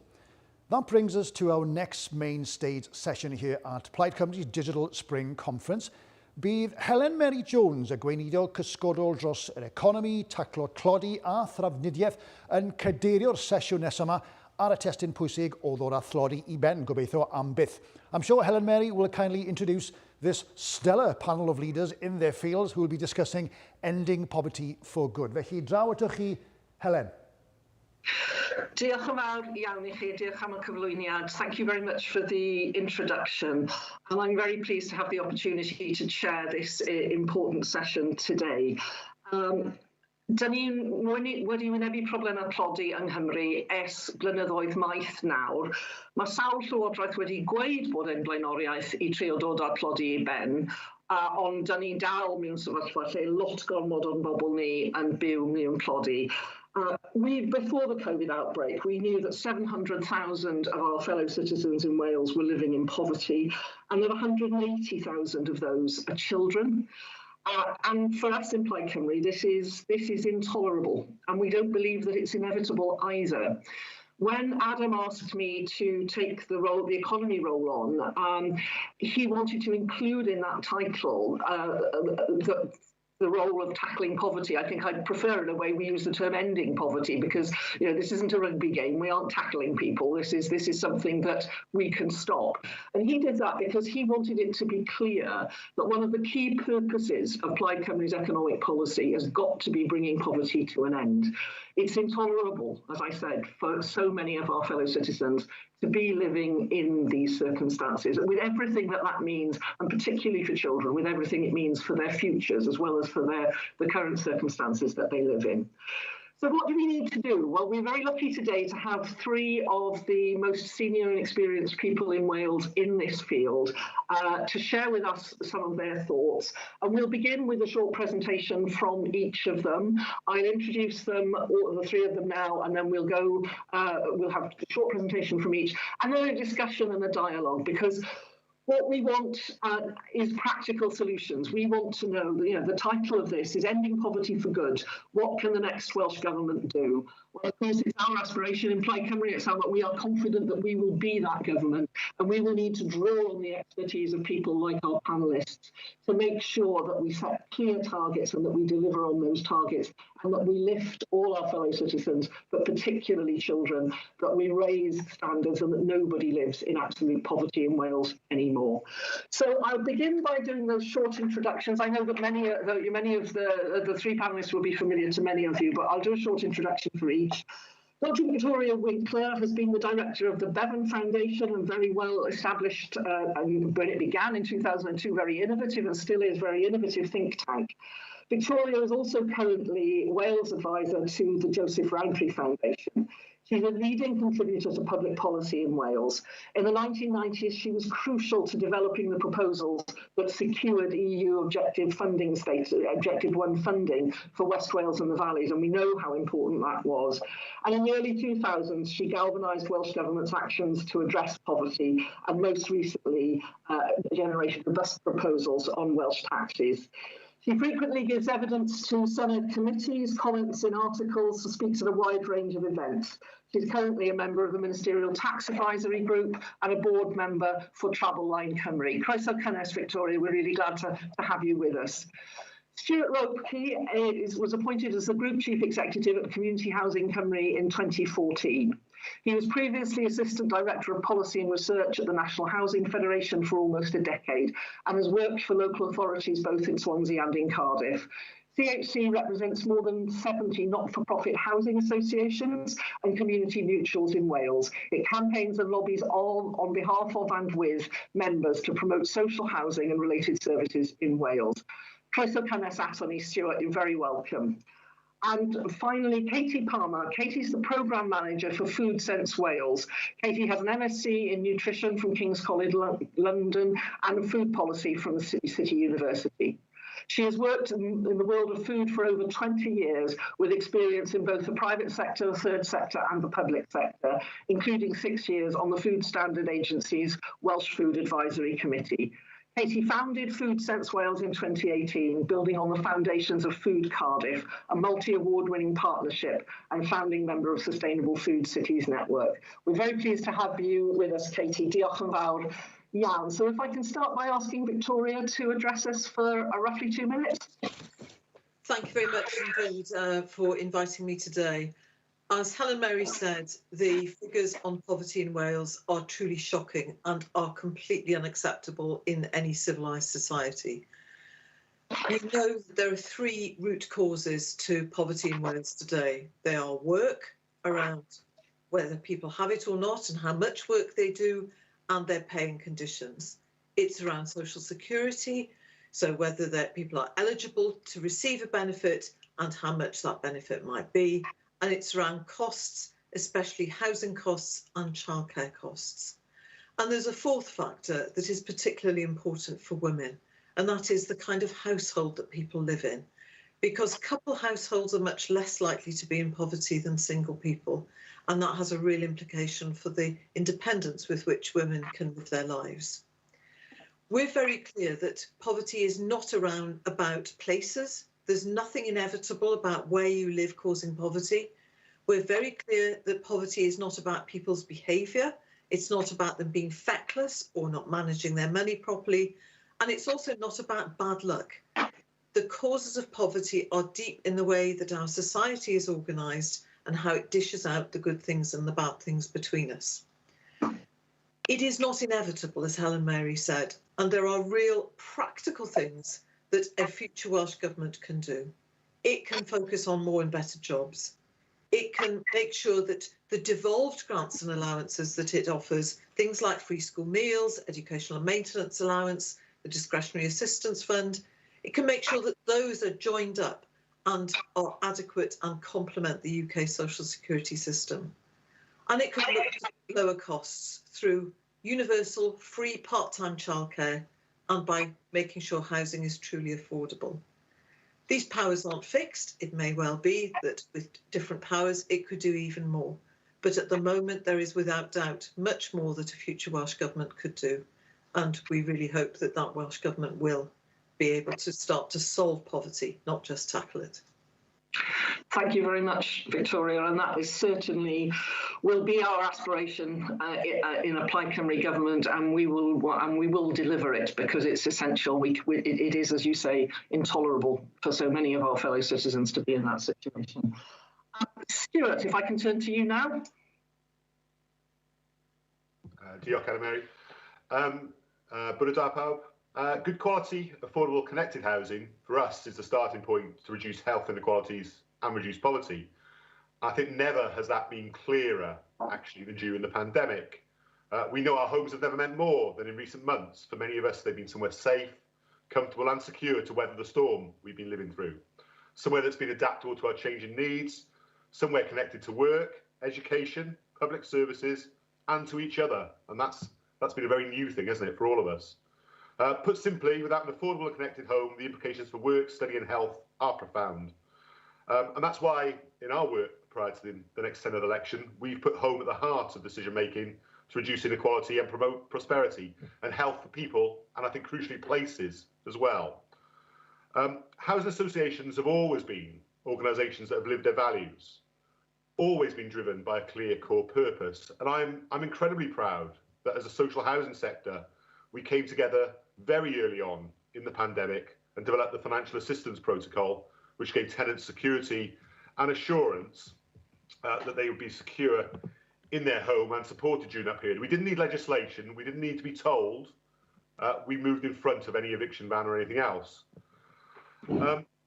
I think the thing about COVID-19 is that it's given us a real opportunity to take a fresh look as well at old challenges, to raise our ambitions as a housing sector, but I think as a nation actually as well, and to come back stronger. And for us, the election is about defining Wales' path out of the challenges that the pandemic has posed to every one of us. So how do we do that? Well, capital investment definitely needs to be prioritised. and measured according to the impact it can have on future generations to support a shift to an economy that needs to be founded on wellbeing principles. And for us, that then includes obviously priority spend areas, a 5-year long-term investment programme of over £1.5 billion in 20,000 new energy-efficient homes, a 10-year £4 billion stimulus package that needs to be backed by a mix of private and public funding to retrofit social homes by 2030, if at all possible. And housing associations can help then with that challenge. We're up for that. We can play our full part. We can match public money to go further, matching every £1 invested in building social housing. We can build strong local supply chains to make existing homes energy efficient by working with education and training providers, Welsh-based small businesses and social enterprises. That's key in creating the good jobs that we know we need in the Welsh economy. And we can ensure our homes are affordable. We're already publishing local rent policies developed with tenants and other partners with affordability and value for money at their heart. And we are absolutely up for being held to account against those. So there's difficult trade-offs to make for the next Government of Wales, but what we definitely need is a balanced investment programme that makes every pound work hard to provide an economic boost and provide well-paid local jobs, and as well as benefiting the health and well-being of the whole nation and future generations. Diolch yn fawr. Diolch yn fawr iawn, Stuart. I think some very strong, powerful points there. We certainly in Plaid Cymru are committed to developing a well-being economy, and I'll be saying a little more in my speech tomorrow about some of the ways in which we would want to do that.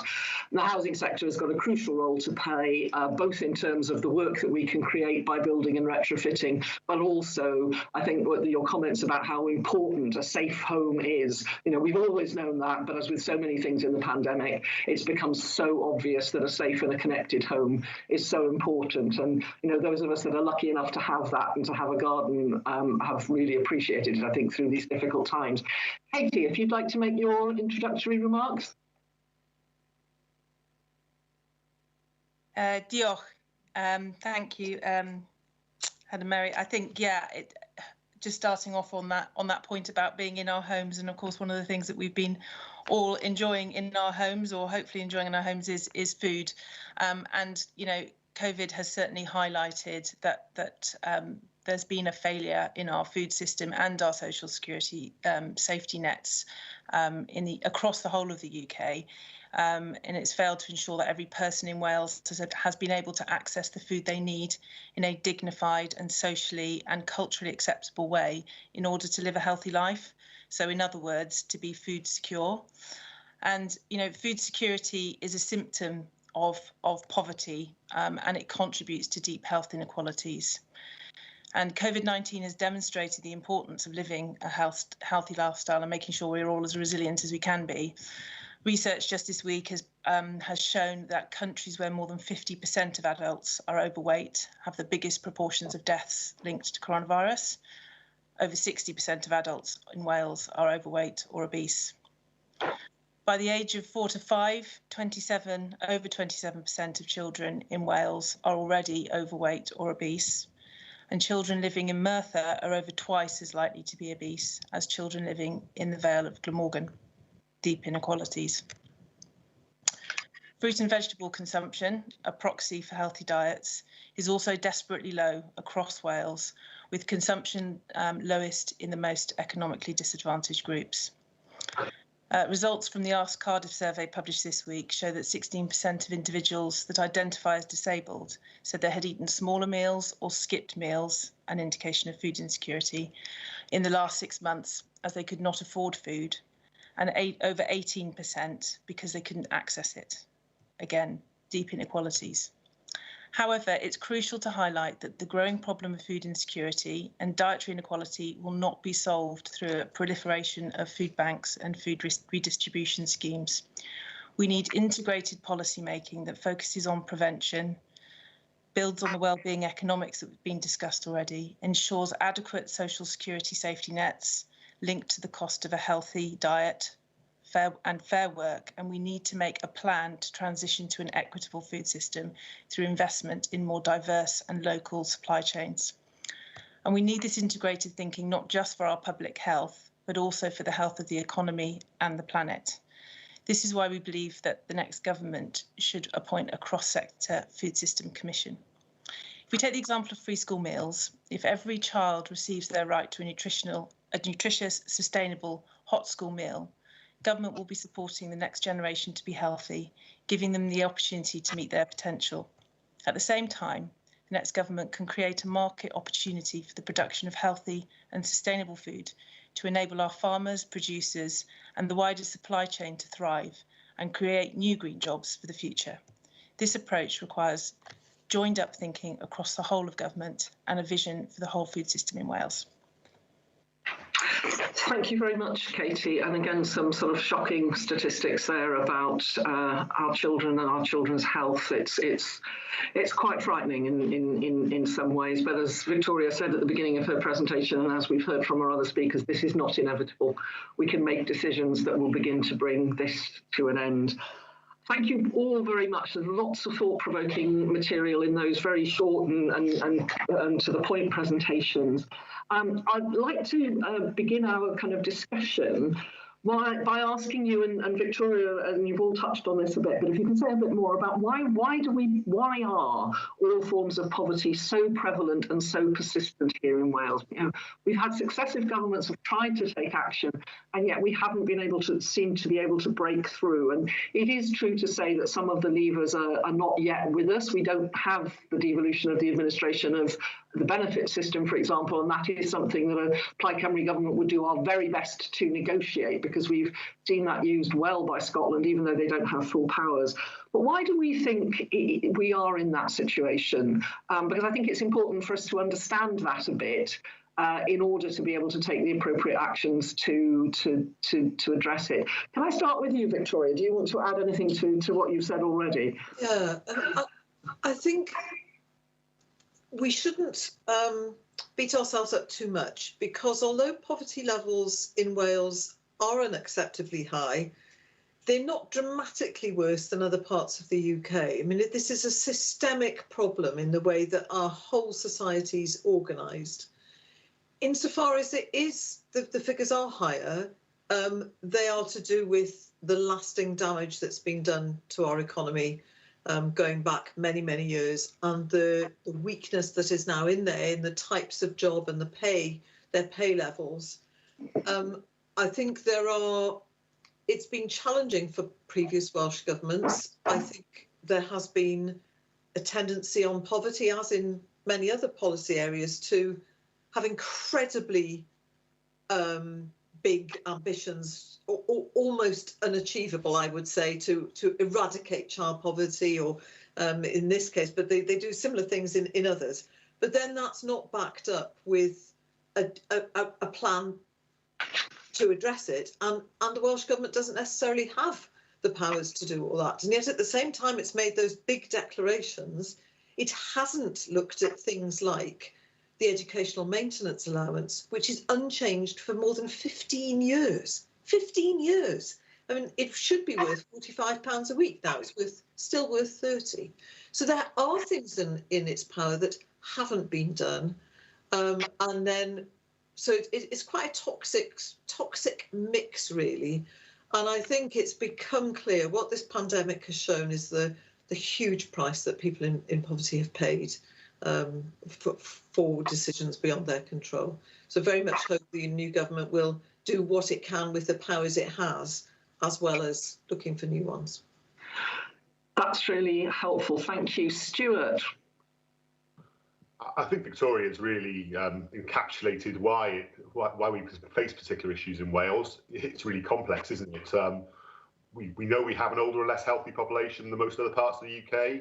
Actually, we know our housing stock is ageing, especially outside of the social sector. We have the oldest housing stock in the UK. That's a factor as well. But I think for me, if you were to look at the economic figures that are there, it's sluggish wage growth in Wales compared to other parts of the country that is key to me. So we know that for the average social renter, that's someone who's in social housing, their before housing cost income in Wales has risen by just 2.6% over the last 5 years. Now, we can compare that to other parts of the United Kingdom. 3.6% in London, 4.9% in Scotland, 8.5% in Northern Ireland. And you start to see straight away why we struggle, perhaps, in Wales more than some other areas of the country. So Lots of causes there, very complex, but the solutions lie with all of us, actually, who operate in the public realm in one way or another. Public bodies, independent organisations, wider community organisations, we all need to be empowered, really, to play our full part and join together to deliver those solutions. And that's where the capital investment, I think, in new homes, and crucially the retrofit of our homes to make them more environmentally sustainable, cheaper to heat, cheaper to use, are key, because yes, that can deliver direct benefits to people's bottom line, ultimately when they're spending they come out, but that's what helps us create good quality jobs here in Wales that actually are skilled and can be here for the long term. There's a big job to be done in the housing stock across the next 30 years. Thank you, Stuart. Katie. I think you're still muted, Katie, sorry. The phrase of last year. I know. I think for me, some of this comes about how government accounts for success. And if we see success within that framework of wellbeing economics, and we see a healthy population as part of that success, and that follows through in the calculations that government makes about how it's going to create new policies, I think that's really key. Pre-COVID, 10% of the NHS budget went on treating people with diabetes, and the majority of that was a dietary related type 2 diabetes. How can government make sure that they're accounting for that within the policies that they're making, and we're not just looking at the bottom line GDP economics? I think the piece about wage growth is really fundamental and key as well, and certainly in the whole of the food and drink supply chain, we've got over 230,000 people employed, and a lot of those jobs are lower paid jobs in the hospitality sector and in the retail sector. And I think, if you look at the supermarkets now, you can see that there's a movement on we and supermarkets obviously have had a better COVID than the hospitality sector, certainly. And we can see that the wages there are starting to rise. So I think that's a positive thing. But, the Wales Independent Restaurant Collective are estimating that at least 20,000 jobs have been lost in the independent hospitality sector since the beginning of the pandemic. And the overall figure for the hospitality sector could be double of that, and over 2% of the total Welsh workforce, and around a quarter of the total jobs just in that independent hospitality sector. And again, a lot of young people are employed in that sector, so that's really challenging. And a lot of women are employed in that sector as well, which picks up on Victoria's earlier point about good jobs for women and how they're able to have flexible jobs within that home working life. Thank you. That's, again, really helpful. One of the ideas that will be floating at this conference in terms of what Plaid Cymru would want to do to address this issue is that we would want to work, and this picks up a bit on something that Stuart said, we would want to work with all public authorities in Wales, with the third sector, to develop some meaningful targets for each of those organisations as to what they could do to contribute, and we want to work with people in communities affected as well, with the aim of the whole, the whole public sector in Wales having a role to play and knowing specifically what was expected of them year on year. And I'd be interested to hear your response, really, panel, to that idea, and maybe you could say a bit in your sector about what you think some of those achievable targets year on year could potentially look at. If I can start with you, Stuart, you've already started to talk about capital investment, for example, and what government could do with housing associations and local authorities around that. Yeah, I think there's a number of things there. Actually, on the investment side, I think there's a real opportunity here for government that's been missed across the last few years. There is substantial capital investment going into different programmes across Wales. We've seen a record level of investment in housing announced this week, which is great. But I find myself saying, well, we've got this fund on town centre regeneration, we've got this fund on social housing. How do we join the activity up together so we get bigger bang for our buck, rather than programmes sitting separately sometimes? I do think there's a real potential there. In terms of targets, if I was looking at targets within housing and for housing associations, I think we've gone a long way ourselves to setting ourselves some targets, and would be we'd be delighted to talk to the government about how we can make them real and measure those and make them happen. So one target would be about the proportion of money that housing associations spend within Wales. We know we currently spend 85p in every pound within Wales. We have a target by the end of the next Senedd term that we will be spending 90p and more of every pound within Wales, with Welsh businesses, with Welsh suppliers. And that's a real target, and that can help straight away. And we put that target out there, and we're measuring that. Happy to be held to account on that. Jobs as well. If you're putting money into delivering social housing, retrofit programs, implicitly there are jobs created.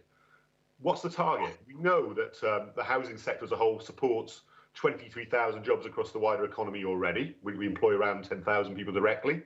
How many more jobs can we create? Let's set some targets.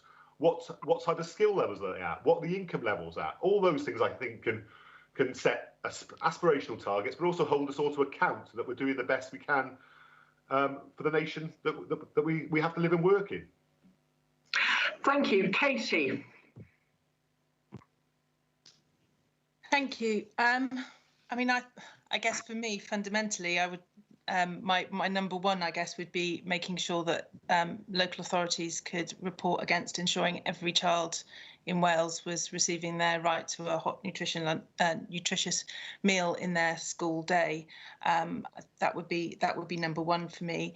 I think other things to be looking at are thinking about how you can link the cost of a healthy diet to the social security social security system. I think one of the issues that we have about accountability at the moment is how we're monitoring and evaluating what's happening on the ground. So one of the things that's been worked on across the whole of the UK over the last few years is measuring food insecurity. But there's still a lot of work to be done on that to completely understand at a local level and broken down by geographies and demographics, so that local authorities can actually understand what the situation is on the ground, because at the moment I don't think there is that level of understanding.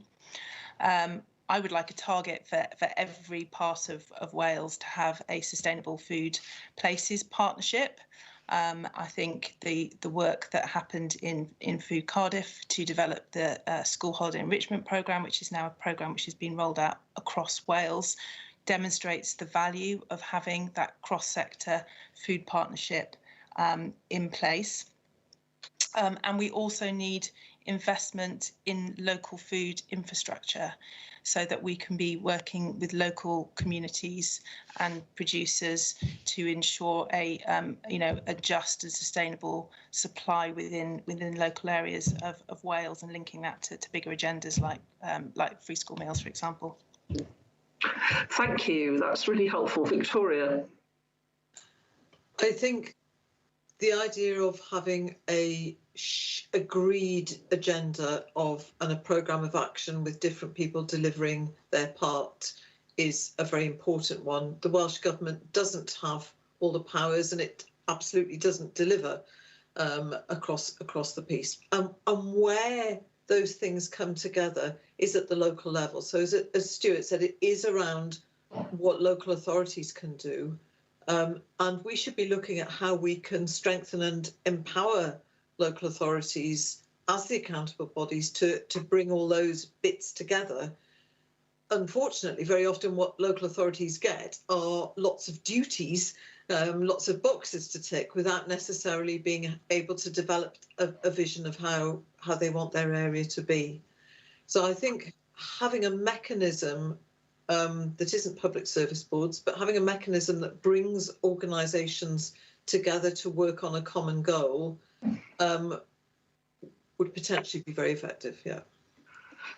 That's a really useful set of ideas, and I think, I don't know if you'd all agree, but I think one of the other things that the pandemic has shown is how effective local government can be when it is allowed to get on with things. I'm thinking of something that's a bit off our agenda today, but the track and trace system, for example, in West Wales has been really, really successful because it's been run by those local authority staff who know their communities, know where people are.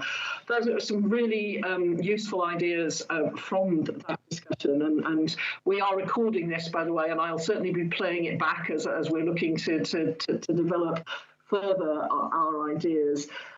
I'd be interested to hear from you how you think we can develop a sustainable pathway towards prosperity in Wales. We've talked a bit about jobs already, but it is true to say that some of our best paying jobs are not jobs that contribute to a green economy. And we will need to lead a transition and we want to make sure, and current Welsh Government would say this too, I think, that as we decarbonise our economy, we don't leave people behind and that we don't leave people economically worse off. We would be thinking, for example, about the need to have a just transitions committee to scrutinise the next Welsh Government on their decarbonisation plans and to see how that would how we can make sure that transition, which is essential, is done justly. I wonder, Katie, if I can start with you, because you've already said some things about how unsustainable our food economy is here in Wales. What do you think in your sector the next Welsh Government needs to be doing to build that kind of, if you've got anything to add, to build that kind of sustainable prosperity where we're not only making sure that individuals, families and communities are lifted out of poverty, but that we're also actively contributing to what the Future Generations Act, of course, requires of us, which is to leave our country and therefore leave our part of our planet in a better condition than we found it, rather than a worse one. Sorry, Katie, you're on mute. I'm being very diligent about turning my mic off, but not so diligent about putting it back on again. Yeah, it's really interesting when you look at the climate change agenda and this, from an international perspective, there is still a lack of recognition around the importance that our food system has in terms of contributing to climate change. And you know, we're seeing that in the kind of the run up to COP. So I think it's really, really important that we're driving home the importance of the food system in the contribution to climate change, both in terms of how it contributes, but also how it can mitigate as well. So I think that is absolutely key going forwards. Obviously, we have currently we have our white paper going through consultation process at the moment to look at how farmers will be rewarded for producing food, and obviously that's taking us a long way towards looking at protecting nature and climate change. But we also need to drive that into the broader supply chains as well, so that we're actually looking at taking it from the agriculture piece into the supply chain, where we're looking at how we can reduce food waste, how we're, doing further processing in a most economical way, how we're doing that locally, so we're not driving lots of products backwards and forwards around the country, and importing carbon where it's unnecessary from other parts of the world as well. I think that's so key to look at. So it's about developing these kind of agri-ecological principles, which is basically trying to work with nature and taking that from the farm gate all the way through the process of getting food on the plate for people. And that's why this call for thinking about the food system as a whole, and we need to be thinking about production all the way through to public health outcomes and integrating the policy as we go. Thank you, Katie. Before I bring the next, ask Victoria to comment, you mentioned in your presentation the idea of a Sustainable Food Commission.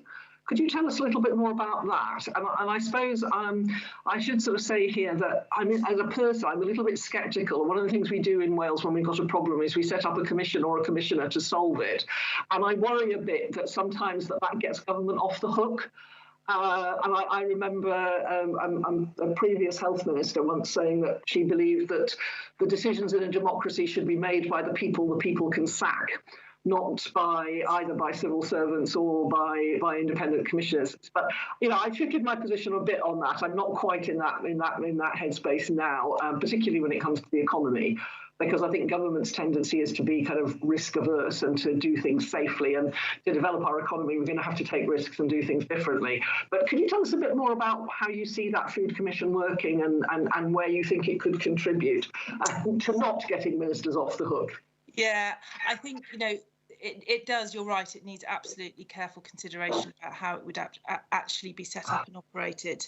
And I think part of this process is about how you involve civil society in this, and that actually it's, if you look at a pyramid with a commissioner on the top, actually you'd flip that over and you would have a series of citizens' assemblies and, democratic process around how we can connect the dots. And I think, I use the example of free school meals because it's, at the moment, we have the free school meal issue actually sits across 6 different ministerial portfolios. And there isn't a way in which at the moment there isn't a mechanism to enable that bigger picture oversight of how all the different bits of the jigsaw puzzle fit together. So, a very, very simple example will be the food in schools nutritional standards. How can we make sure that we're linking the nutritional standards that Welsh Government are putting forward to our production capabilities on the ground in Wales, so that we can take the best advantage of the production capacity and the local supply chains that we have in Wales.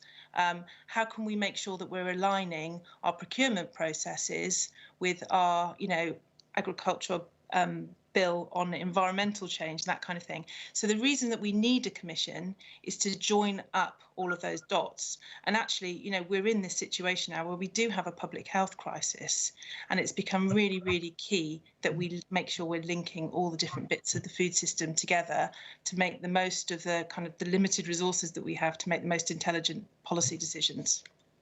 I must say I like the idea of flipping the model and having that kind of community upwards approach. I think that's a really interesting model to explore. Victoria, how do we achieve the decarbonisation we need to achieve in a way that makes life better for people living in poverty, rather than risking tipping some people who've currently got good jobs into poverty, which is a very real fear, for example, that's been expressed to me by some in the trade union movement? I think the challenge is to always be looking at who gains and in particular who loses from any new investment, from any adjustment, or from any disinvestment that might have to happen. And I think if you have that distributional pair of specs on, so that you can look at it in a critical way, then you can introduce mechanisms that compensate people who are losing out and enable them to adjust without penalty. So we get very excited, and rightly so, by some of the opportunities to decarbonise which create new investment, whether that's retrofitting housing, building new environmentally friendly homes, or whether it's conversion to electric vehicles. That's all very exciting. That can create jobs. We need to make sure people have the skills and the experiences to be able to get those jobs. If we look at adjustment, I think that's when things are much more difficult. So we've got some big changes to make in the steel industry and in agriculture if they're to decarbonise. And that needs really careful management. So if some of those businesses make such radical changes that they are no longer in the same form, then the workers in those have the opportunity to convert to new types of work. And it may well be that some parts of the economy actually close and run down. And I don't think we should underestimate the challenge that we face when we have so much of the Welsh economy based in the automotive industry, significant parts of Wales dependent on agriculture, and many other industries that are the bad guys in the carbon world. I think it's really difficult, and I think we have to start by constantly asking who wins and who loses. I think that's a question we should probably be asking ourselves in government at all levels all the time, every time we make a decision. Who is this going to make things better for, but who might it make things worse for? Who wins, who loses? Stuart, you've already begun to talk a bit about this, advocating a huge programme of retrofitting, for example. Do you want to add a little bit to what you've already said? I think the programme for retrofit, it's expensive, it's a tough ask, but it stands on its own merits. We know we've got to convert the housing stock and it has to be done. I think Victoria's point actually about, winners and losers is absolutely the pertinent point. Important for me though to remember, just because we're decarbonising one part of the economy doesn't mean we have to switch everything off at once on the other side. So this it's not necessarily an overnight transition, and I think it can be managed. I think in terms of a sustainable path to prosperity, And this is the age-old cry that's very easy to say and sometimes more difficult for governments and politicians to deliver, I think, is we have to invest in prevention, not crisis. And even if we go back pre-COVID, we weren't doing that. We're not doing that. We haven't done it consistently. Turning the tanker's not easy, but we know it can be done. And we have to get that better balance between crisis and preventative spend if we're to have a sustainable recovery. And so how do we do that? Well, we need to see government invest for the long term. Prevention over crisis for the next Senate term. I think government holding itself transparent and to account is key here. So holding itself to account via the Public Accounts Committee, for instance, being absolutely clear that this is what we're doing. It's not always easy, is it, for politicians to hold the course on some of these things. But if we could transform our nation, it's probably what needs to happen. And perhaps we need to be honest sometimes and say, this is the strategy and this is what we're doing. But also alongside that, holding to account, I think we have to identify transition funds that are necessary to put in up front to support that shift in approach. And so, you know, in the housing field, an example of that, for instance, would be a 3-year transition fund to transform the way we alleviate homelessness. That would be based on rapid rehousing, getting people into a safe, secure place with a roof above their head, and a housing first model, for instance. So, yeah, I know it's been said many times, but the recipe doesn't change, I don't think. Yes, I think it's one of the things that really strikes me in these discussions is the consistency of the message. I think the priority for the next government has got to be delivering that. I can't believe that our time has almost gone. I was just looking at my watch and thinking, oh my goodness, we've got 4 or 5 minutes left. And I want to give you, each of you, an opportunity to tell the next Welsh Government the one thing you need them to do or to start doing in their first 100 days. What if you could only choose? There's a whole range of things that we've discussed today, but if you had to choose one to start with, where would you start? And I'm going to start with Victoria, and I think that's going to be hardest for you because there are so many things that you're going to need us to do when we're in government. But the one thing in that first 100 days. Okay, well, I'm going to cheat and say one thing that actually encapsulates a lot of things. Lots of things. So I would ask you to introduce a Welsh benefit system that brings together all the devolved grants and allowances that are means tested, and to reform them and to make them easily accessible through a single application. That would transform people's lives and the lives of people at the bottom. So do it, please. We will. I'm saying this. I've got to get that mud. I don't think I'll get any arguments from Adam Price as First Minister to do that. And of course, we have a fringe meeting kindly hosted by the Bevan Foundation later today, which I hope that some people who are in the audience today will come along to, because that's exactly what we want to talk about is how we can do that to the Welsh benefit system. I think it's quite radical to even begin to think about there being such a thing as the Welsh benefit system, and it's really important we get our heads around that. Stuart, you've got one thing you need us to do in government. It can be in anybody's portfolio, but it should contribute to ending poverty. What should we start with?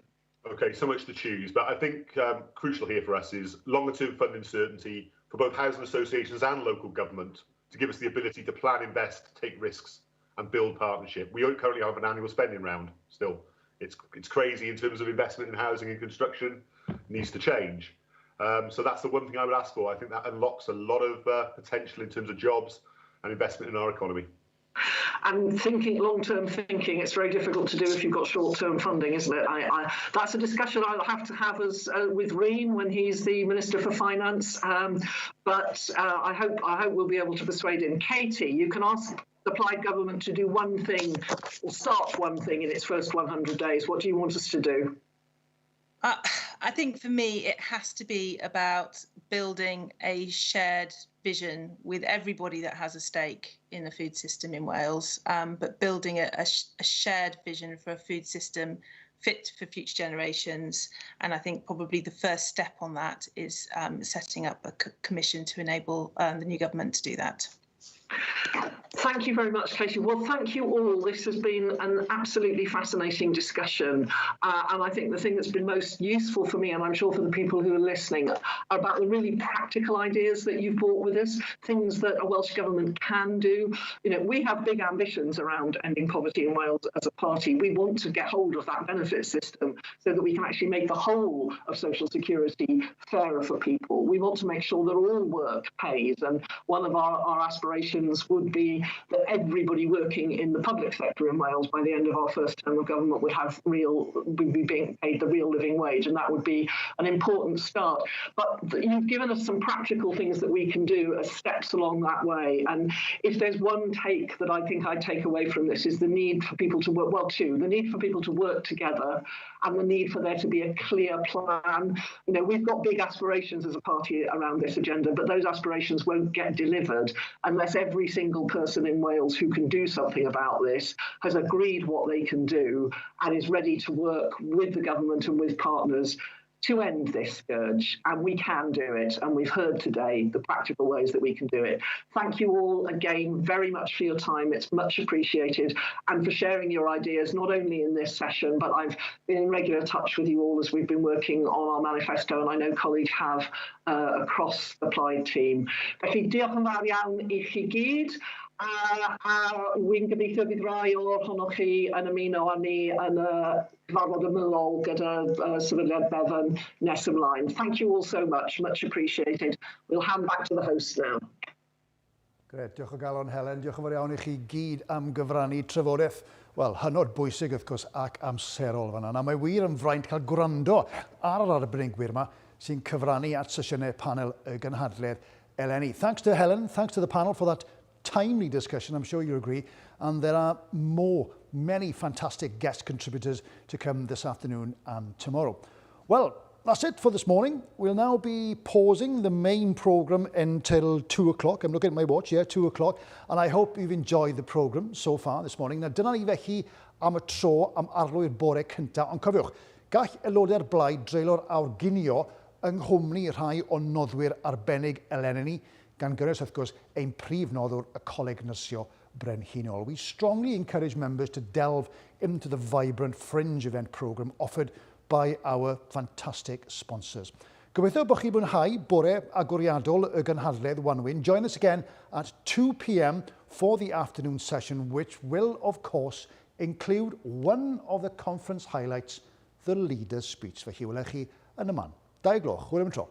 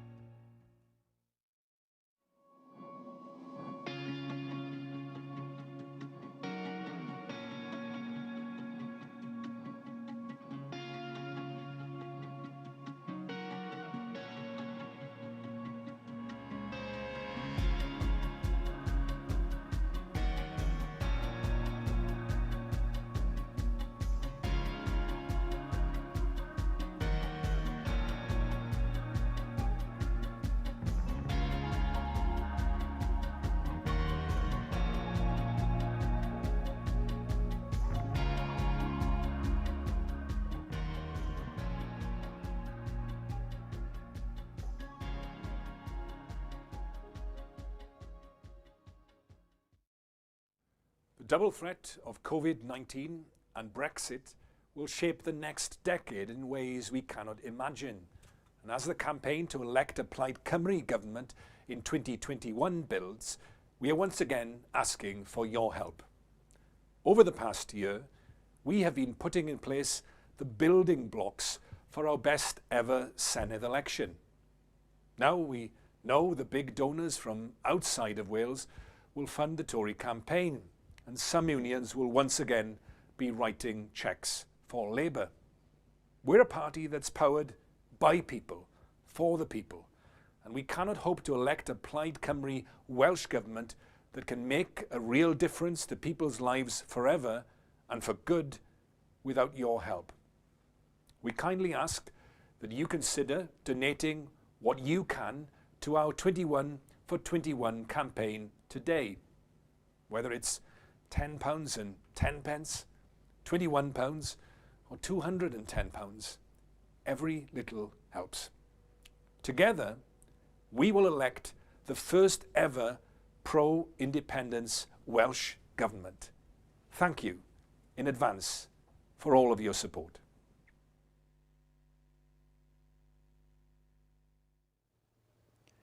Diolch Adam, croeso nôl i chi, prynhawn da, croeso nôl i gynhadledd wanwyn ddigidol. Plaid Cymru, wrth gwrs. Welcome back. I'm hoping the members amongst you enjoyed what our sponsors had on offer during the lunchtime slot. I'm sure there were many fascinating discussions taking place, including with some of Plaid Cymru's elected members. Right, well, you're in for a treat this afternoon as we near a conference highlight, of course, the leader's speech at 25 past 2.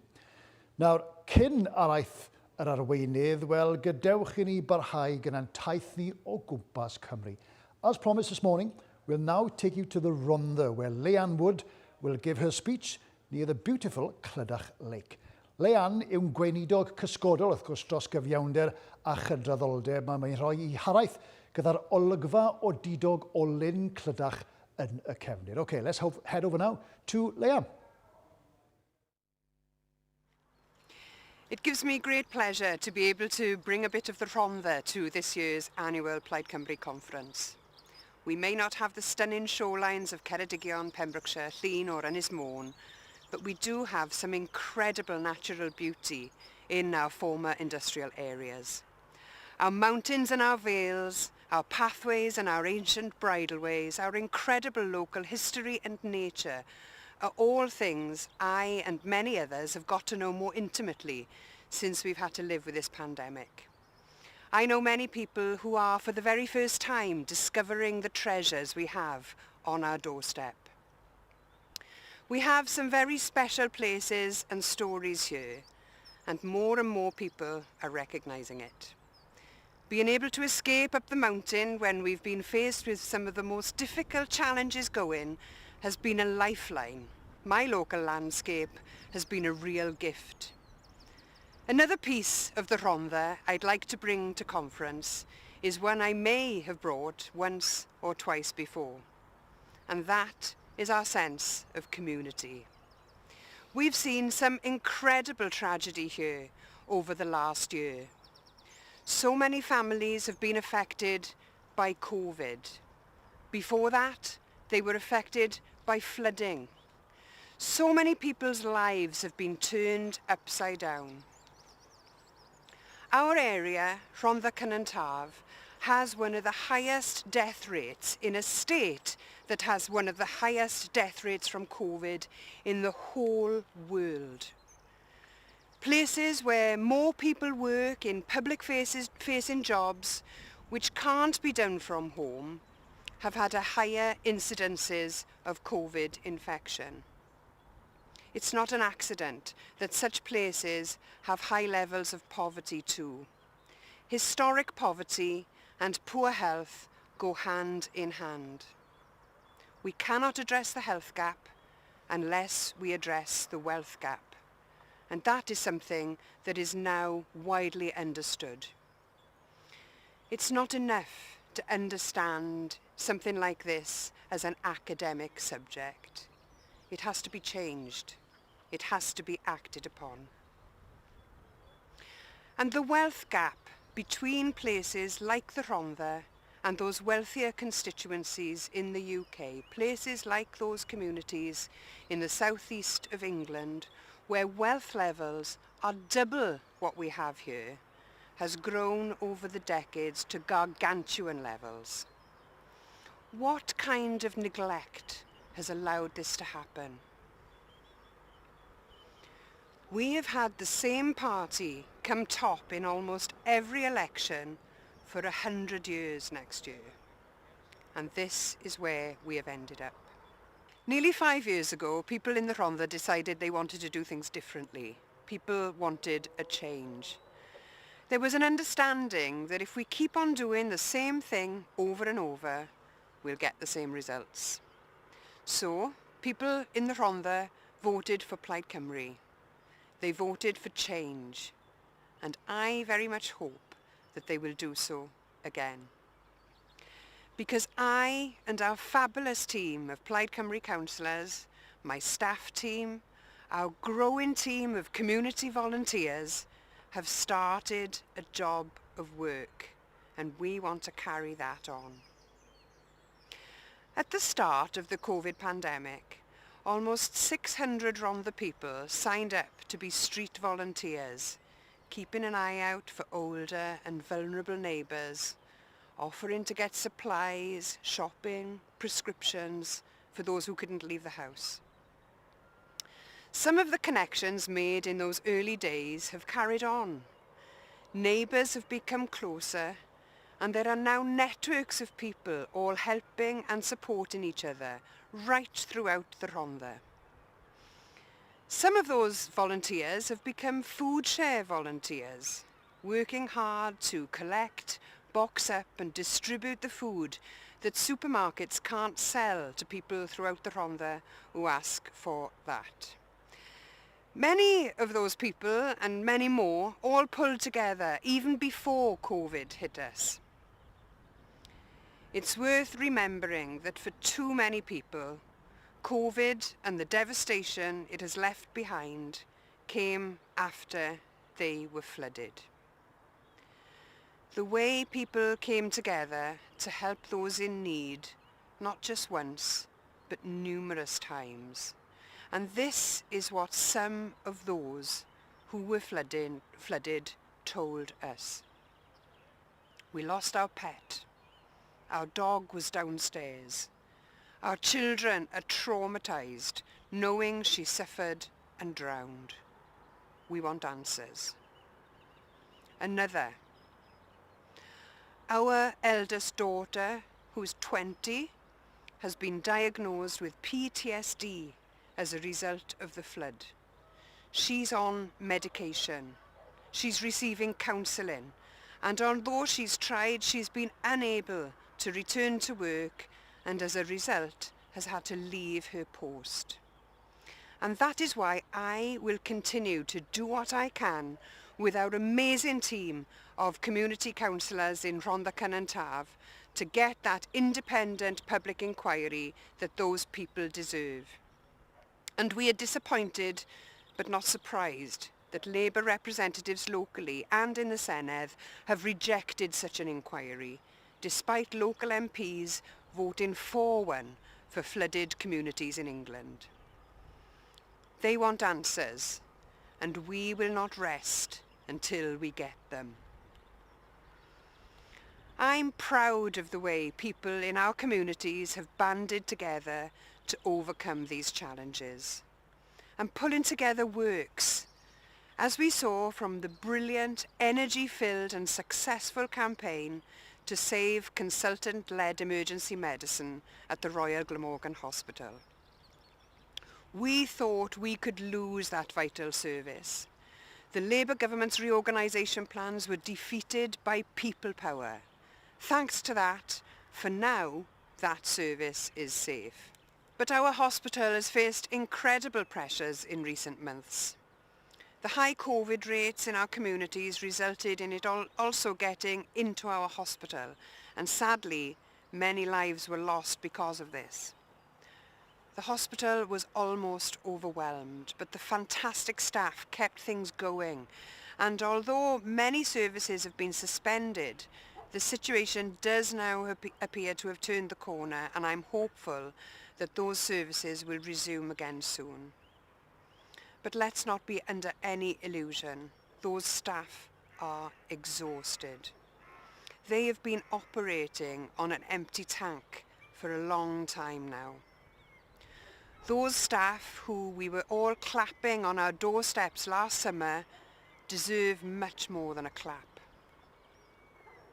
They deserve decent financial recognition for what they've been through, and their various professions deserve to be invested in too. After more than a decade of austerity, many aspects of our health service infrastructure was on its knees. COVID has hit many of our public services. It's a hit that many of our public services couldn't afford to take. If there are lessons to be learned from all of this, surely one has to be the need to invest in our public services. And that means the people who work in our public services and keep them going when everything else shuts down. It's not just the right and compassionate thing to do after everything these people have done for all of us, but it's also the economic thing to do, the sensible thing to do. These people are going to walk away from their jobs if they keep being subjected to the pressure they faced over the last year. Many of them will have to in order to protect themselves. All of those public-facing workers, and I include shop workers, transport workers, delivery drivers, security people, all those people who may be not employed by the public sector, but who've had to work in jobs where you come face to face with people unavoidably, are all people we will need if things go wrong again in the future. This pandemic has shown their value to society. We all need them. We can't do without them. Let's give them the appreciation that they deserve. All of them. In places like the Rhondda, not only have we had a big health hit from COVID, we've also taken a massive economic hit. So many people here have slipped through the gaps of available support that has been there to help businesses. So many people have lost their jobs or have had to reduce their hours. So many people face an uncertain future. And this comes on top of our area falling at the bottom of the economic league tables for decades. The neglect that has led to this economic picture is directly responsible for the grave health inequalities that has driven up the high death rate in this area. We absolutely cannot and will not continue to accept this. We will demand our future takes a different direction. And this is how Plaid Cymru will change it if people in Wales give us the chance to govern in May. I'm campaigning for a universal basic income pilot here in Rhondda Cynon Taf. A pilot will help us work out the best way to implement a full basic income for all. The need for this has been shown with people unable to afford time off, to isolate, with all the businesses that have gone to the wall, with increasing automation. Without this, how will people in the future live? This needs to be coupled with a comprehensive job creation programme, which includes a full and affordable childcare system, making sure the jobs we need doing are done locally. I want to see more cooperatives. This model would mean that the company is less likely to leave the area when it grows and becomes successful, taking the jobs with it, and the workers will be owners of the means of their production. To ensure that all our homes are safe, that waterworks and underground channels are ready for what climate change is going to throw at us, to plant all the trees we need planted and more, people will need to work. We also need to do much more to reduce our fossil fuel use and create more renewable energy that we own and use locally. And we can do so much more to grow food that can be eaten by our local population. All of this work needs doing. And as the hundreds of people who've come together to save our hospital, to help in the aftermath of the floods, and all of the volunteers through lockdown and our food share, as well as all those who've been helping to build or keep their communities afloat for years, this shows me that we have plenty of people here, ready and willing to roll up their sleeves and help build what we can have here into something sustainable and good for us all. I'm as committed as all those who've come together in the Rhondda to support our communities and to find solutions to our challenges. If I'm elected again in May, these priorities, these demands, our priorities, needs and demands will be my guide, and hopefully we can put it all in place as the kind of society that we're all happy to live in. We have the vision. We now need the backing, not just here in the Rhondda, but right throughout all of the communities that are like ours, all of the people everywhere who feel left behind. There is a better future for us if we want it. We can do this. Our future is in our hands. With governments at different levels willing to help us and invest in us, I know we can be just amazing, beyond successful. We have the power, it's people power. Let's harness it all to build our future together. Diolch yn fawr iawn. Thank you to Leanne for that truly inspirational speech. And I think I speak for everyone when I say that our thoughts are obviously with those in Leanne's constituency who have endured the devastating effects of flooding in addition to the pandemic. It really has been a most trying time for so many communities across Wales. Felly diolch o galon I Leanne am ei geiriau grymus a bydd cyfiawnder a chydraddoldeb yn thema reit amlwg o fewn digwyddiadau ymylol ein noddwyr ni nes ymlaen hefyd. Okay, well, as you can see, justice and equality will be quite a prominent theme within our sponsors' fringe events later this afternoon. We encourage all members to make the most of this interaction with such active organisations such as the Bevan Foundation and Leonard Cheshire, whose work is at the forefront of drive for a fairer society. Nawr, i ni wedi bod yn ffodus dros ben, wrth gwrs, unwaith eto I gael cefnogaeth nifer fawr o fudiadau allanol eleni, boed yn noddwyr ac yn fudiadau sydd yn cynnal cyfarfodydd ymylol amrywiol a deddol o ma'r enwau ar wylod y sgrin fel welwch chi fan hyn gan gynnwys mudiad meithrin. We are, once again, extremely grateful to external organisations who have engaged and supported our conference this year, both as sponsors and as a vehicle to varied and engaging fringe events. The names are at the bottom of the screen here, as you see, including Colegau Cymru Colleges Wales, Mudiad Meithrin and Bil Datblygu Economaidd I Gymru hefyd, amongst many, many more hefyd. Now, the highlight of our opening day is certainly getting closer. Don't go far, dis dim angen dysgwyl llawer yn hirach ar gyfer, wrth gwrs, uchafbwynt y dyrnod agoriadol, the leader's speech. Araith yr arweinydd is coming up at 2:25. So, time for a quick break, 5 minutes, but make sure you are back in plenty of time for Adam Price's speech.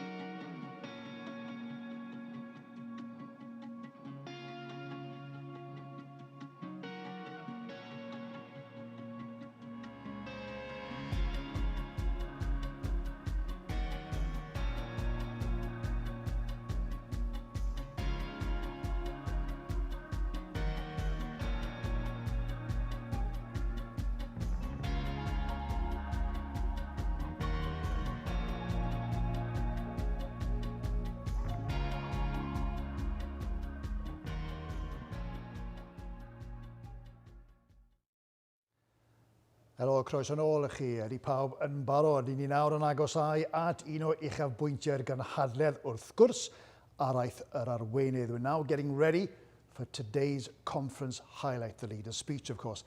Independence has been a lifelong dream for Adam Price, one which is becoming more of a reality by the day. Before Adam makes the case, well, let's hear from a voice familiar to you all. This is the Keeper's Pond on top of the Blorange Mountain. Just over the brow you have Blaenavon, crucible of the Industrial Revolution. The waters of this pond used to be piped down to the town's ironworks, now a World Heritage Site, but once a red-hot powerhouse of heavy industry. And over there you have the Sugarloaf, the Black Mountains, beautiful, unspoilt Wales stretching north and west. We live in a time when the question of independence for Wales is gaining traction, indie curiosity. Even from up here, the problem is out of sight. Westminster, home of the landlord who long ago came and took, who in the more recent time of the Industrial Revolution came and took even more, which would be sort of okay if the taking had come with any putting back, reinvesting, making good. No, license to take was always more applied than the responsibility to replace. Take the spoils here and leave the scars there, industrially and culturally. Smother the language, outbid the locals. Welsh language? Oh, no thank you. A second home? How delightful. The sense of abandonment is plainly visible up here, even if every effort is made to spin neglect into something quaintly historical. It's like castles as ancient monuments, lovely for a picnic, but built originally to fortify the presence of the invader, now the landlord, over there. It can be bleak up here, but it is ultimately glorious. Your imagination can roam up here. Ideas can take hold. Our land, free of the landlord. Our land, run by us. The idea, like the old ironworks, it needs to be watered to work, to grow. We, must become political.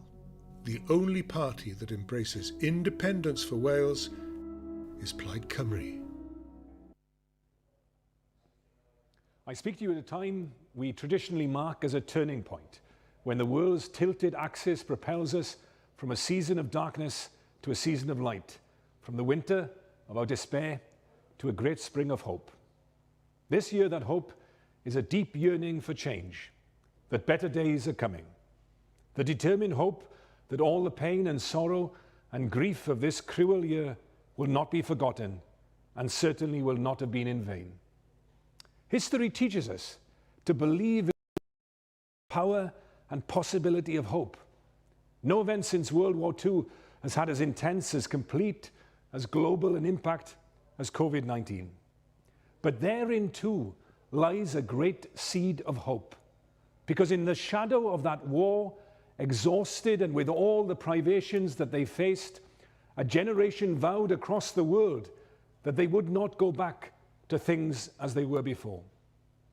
That's the historic opportunity we have in front of us in the next few weeks. In our time too, we are called to be a generation that, when confronted by the failures of our past, through the challenges of our present, decides to face the future together. Every crisis is in some sense a crossroads, but this one is the most profound we are likely to have experienced in our lifetimes.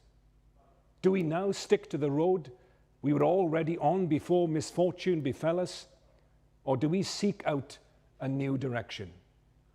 Well, the year we've had should give us our answer. The word emergency comes from the Latin word for emergence, to bring to light. And COVID-19 has certainly shone a painfully penetrating light on the prior pandemic, the deep social disease, chronic and debilitating, of inequality and poverty, of low pay and poor housing that has defined so many of our communities. The cancer, long diagnosed but left untreated, that has gnawed away at the lives and the life chances of too many of our people for far too long.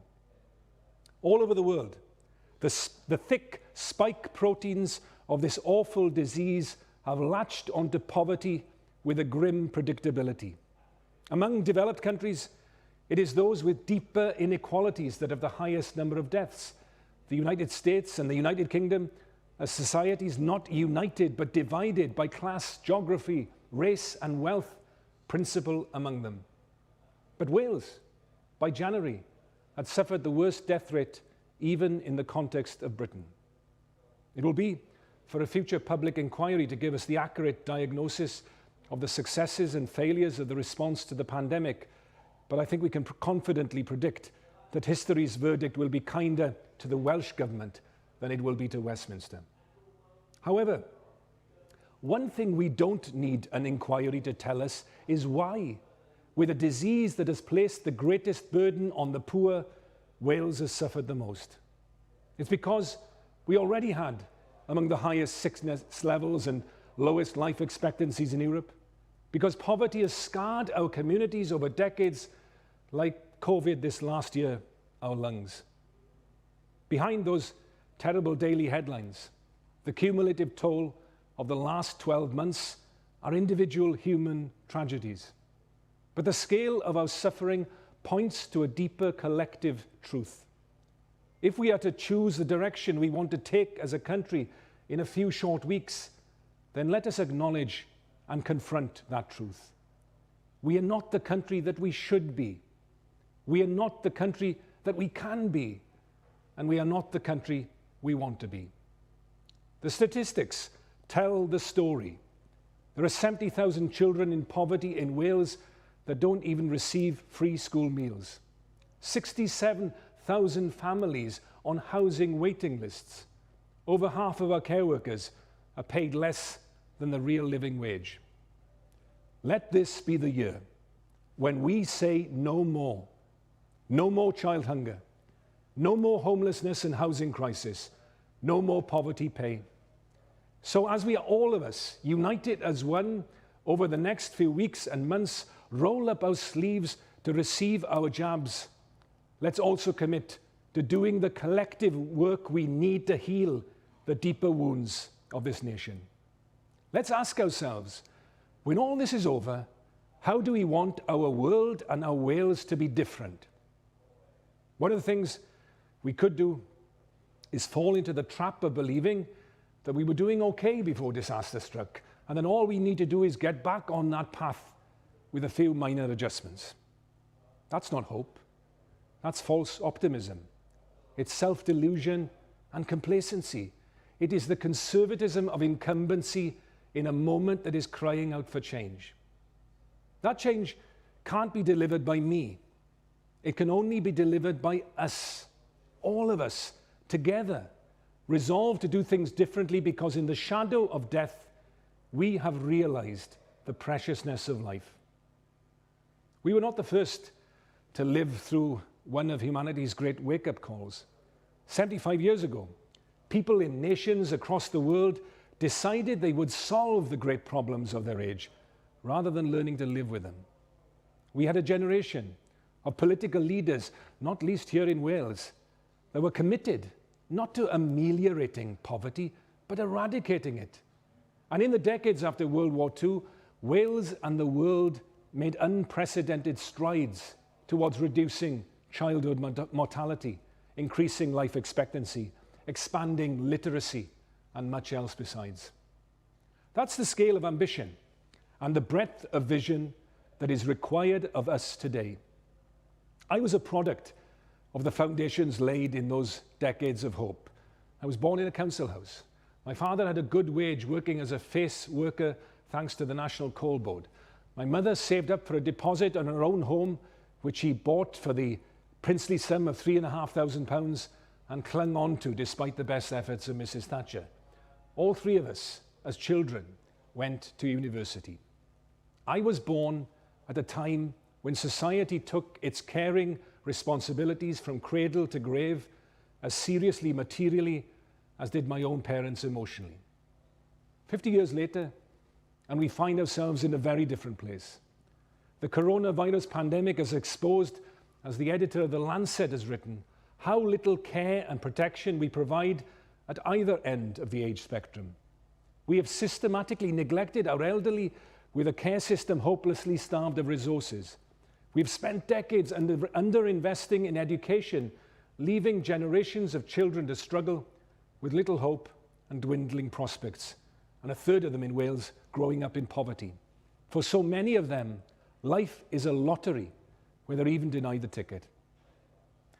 Pan cefais y fraint o gael fy ethol yn arweinydd y blaid, 2 flynedd a hanner yn ôl, mi ddwedais bryd hynny ein bod ni'n barod I arwain.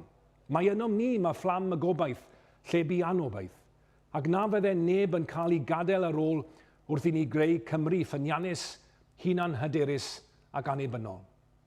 Mae'r byd wedi newid ers hynny, ac gwaith I lawer. Dros y flwyddyn diwetha, bu galar a gwleidyddiaeth yn cael ei trafod fel un. Diolch I arwyr, ein gwasanaeth iechyd, mae mwy a mwy ohonom yn bachu ar y cyfle I gael y brechlyn. Mae'n plant a'n athrawon yn mynd yn ôl i'r stafell dosbarth wedi misoedd o ddysgu o'r stafell fyw. Ac mae'n busnesau yn edrych ymlaen I wanwyn wenu wedi'r gaiaf gysgu. Mae popeth ar newid ac mae angen ein gwleidyddiaeth newid hefyd. Dyma'r amser I gyflymu'r broses o wireddu'r hyn a ddwedus fis Medi 2019. I symud Cymru ymlaen a'i chodi o'r newydd, troi hen feddylfryd yn syniadau blaengar, ac ail flaenoriaethu yn lle ail ethol yr un llywodraeth. Nid yr ateb I dlodi afiechyd a chyflogau isel yw gwneud yr un peth dro ar ôl tro. Dyw'r canlyniad ddim gwell nag yn wahanol, ond ddawch ddim chwaith o siarad yn haniaethol am y Gymru y dymunwn iddi fod. Am yn rhy hir, mae'r gofod sy'n gyfforddus I ni wedi bod yn wagle estron I eraill wrth geisio enyn ewyllus da'r etholwyr. Os yw llafur pob tro na'n siomi a'r ceidwadwyr yn cadarnhau'n ofnau gweitha, yna pwy ydym ni. Mwyn cael clust I wrando, mae angen stori i'w dweud. O gei conna I gei newydd, o amlwch I Aberafan, mi fyddwn yn lywodraeth I Gymru gyfan, a'i phobl, a'i iaith, a'i sefydliadau, a'i dyheuadau. O'r cryd i'r bredd, fe weithiwn ni gyda chi, gofalu amdanoch chi a'ch helpu chi. Byddwn yn buddsoddi yn ein hadnodd mwyaf gwerthfawr, ein pobl ifanc, gyda chwistrelliad o arian newydd i'n ysgolion. I deuluoedd Cymru rwy'n addo bargen deg drwy gynnig addysg blynyddoedd cynnar hael sy'n darparu 30 awr o ofal plant yn rad ac am ddim I bob plentyn dyflwydd oed. Yn ogystal â roi cyfle i'r ifanc, byddwn yn sicrhau urdda sy'n henoed wrth darparu gofal cymdeithasol rad ac am ddim. Awn yn bellach nag unrhyw lywodraeth flaenorol yng Nghymru. Awn ati I gwblhau'r gwaith na ddechreuwyd gan lywodraeth flaenorol yng Nghymru. Wrth i'r blaid lafur roi'r bel yn rwyd I hunain yn wythnosol, ni fydd ateb Cymru I Marcus Rashford yn dechrau drwy ymestyn prydau ysgol am ddim I bawb ar y credyd cynhwysol. A gobrwyon waith teilwng gyda chyflog teg o 15 yr awr I weithwyr gofal. Plaid Cymru mewn grym, ar eich ochr, wrth eich ochr ac o blaid Cymru. Rwy'n gwybod pa mor anodd yw hi a'r bobl. Rwy'n cofio'r tocyn cinio. Rwy'n cofio'r teulu'n ceisio cael 2 ben llinyn ynghyd. Rwy'n gwybod bod beichiau bywyd yn heriol. Chi fel fi yn gweld un riant yn gofalu am un arall. Rwy hefyd yn gwybod beth yw grym y drws sy'n agor. Yr help llaw sy'n llwybr I lwyddiant. Nid pob plentyn ysgol oedd yn rhoi I fryd ar fynd o dicros I dir cyffredin, ac o wybod beth fi'n gwybod nawr, fyddwn ni unau ddim chwaith o gael fy amser eto, falle. Ond o leia, rwy wedi byw trwy anhegwch a theimlo grym gobaith. Ac rwy'n gwybod pa mor bwysig yw pontio rhwng y nall a'r llall. Gweitha'r normal newydd, bydd gwaddol yr hen ffordd o fyw yn wreiddyn pydredig. Dim ond plannu hadau newydd yn y gwanwyn Cymreig fydd yn sicrhau blagur betholwyrdd. Mae 9 wythnos yn mynd i benderfynu'r 5 mlynedd nesaf. I bobl yng Nghymru rwy'n dweud hyn. Mi fydd ein raglen lywodraethol lles cymdeithas yn draws newidiol, a'r cyntaf o'i bath yng Nghymru. Yn ytrach na gwarchod buddiannau breintiedig, adeiladon bartneriaethau newydd sy'n rhoi llais yn cymunedau'n gyntaf. Tai cymdeithasol newydd i freithrin cymunedau Cymraeg i iaith a Chymreig i gwerthoedd o ran chwarae teg i bawb. Troi'r filltir sgwar yn filltir fwyd i gadw'r bint yn lleol. A thalu'r cyflog byw i bawb sy'n gweithio yn ein gwasanaethau cyhoeddus craidd. Nawr, wythnos i argyhoeddi. 9 wythnos i newid meddyliau ac ennill calonau. 9 wythnos i ethol Llywodraeth Plaid Cymru. Mae'r wobr yn fawr. Ni o'r blaid gyntaf yn hanes ein democratiaeth fodern i sefyll ar y ddewyd o gynnal referendwm ar annibyniaeth i Gymru erbyn 2026. Ni o'r blaid gyntaf i roi hawl democrataidd ein pobl i ddewis i dyfodol ar y papur pleidleisio. A nynne fydde'r Llywodraeth gyntaf i ddangos ffydd gwirioneddol yng Nghymru i reoli ei ffawd ei hun. Nid ennill annibyniaeth jyst mwyn ennill yw'r nod, ond yn hytrach mwyn y miloedd o deuluoedd sy'n dibynnu ar lywodraeth fwy effeithiol, mwy cyfrifol a mwy dyngarol mewn grym fydd yn newid i bywydau gwell. Hawdd i lafur ddechrau clochtar am ymreolaeth gyda'r etholiad ar y gorwel. Hawr i'r ceidwadwyr gan eu clodydd prif weinidog Prydeinig sy'n prysur droi'r Senedd yn syrcas. Ond hawsach fyth i'w gweld y gwirionedd, boed yn home rule neu Tory rule, yr un yw'r canlyniad i'n cenedl, plaid wrth y lliw sy'n rhoi Llundain cyn Cymru. 42 o flynyddoedd yn ôl i'r wythnos hon, roeddwn ni'n facen 10 oed yn cofio, ond nid cweit yn dirnad y dicter a'r siom o ddysgu fod Cymru wedi dweud na i greu cynulliad ei hun yn referendwm 79. Bu rhaid aros 20 mlynedd arall am y Senedd honno, yn aniddig ac yn ddiamynedd gan wybod y gall Cymru wneud cymaint yn well. Heddiw, mae bwganod 79 yn bygwth unwaith eto, yn corddi casineb ac yn cwestiynu hawl Cymru i fod. Ond gweithaf diflastod pleidles na 79, dal ati nath y blaid, yn gyson ac yn gadarn yn ein coel mae ni'n hunain na'i sicrhau gwell dyfodol i Gymru, nid yr un llywodraeth yn Llundain, waith beth fo'i lliw.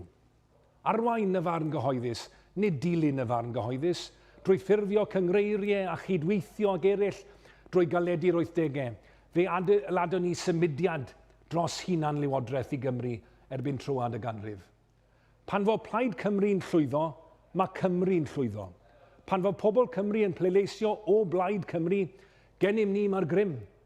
Ac yn 2011 y blaid mewn grym nath ddilifro Senedd go iawn i Gymru, gan droi mwyafrif na 79 yn ie mawr dros Gymru, o 4-1 yn erbyn i 2-1 o blaid mewn cenedlaeth, tro byd bydde hyd yn oed Wayne Pivac yn falch ohoni.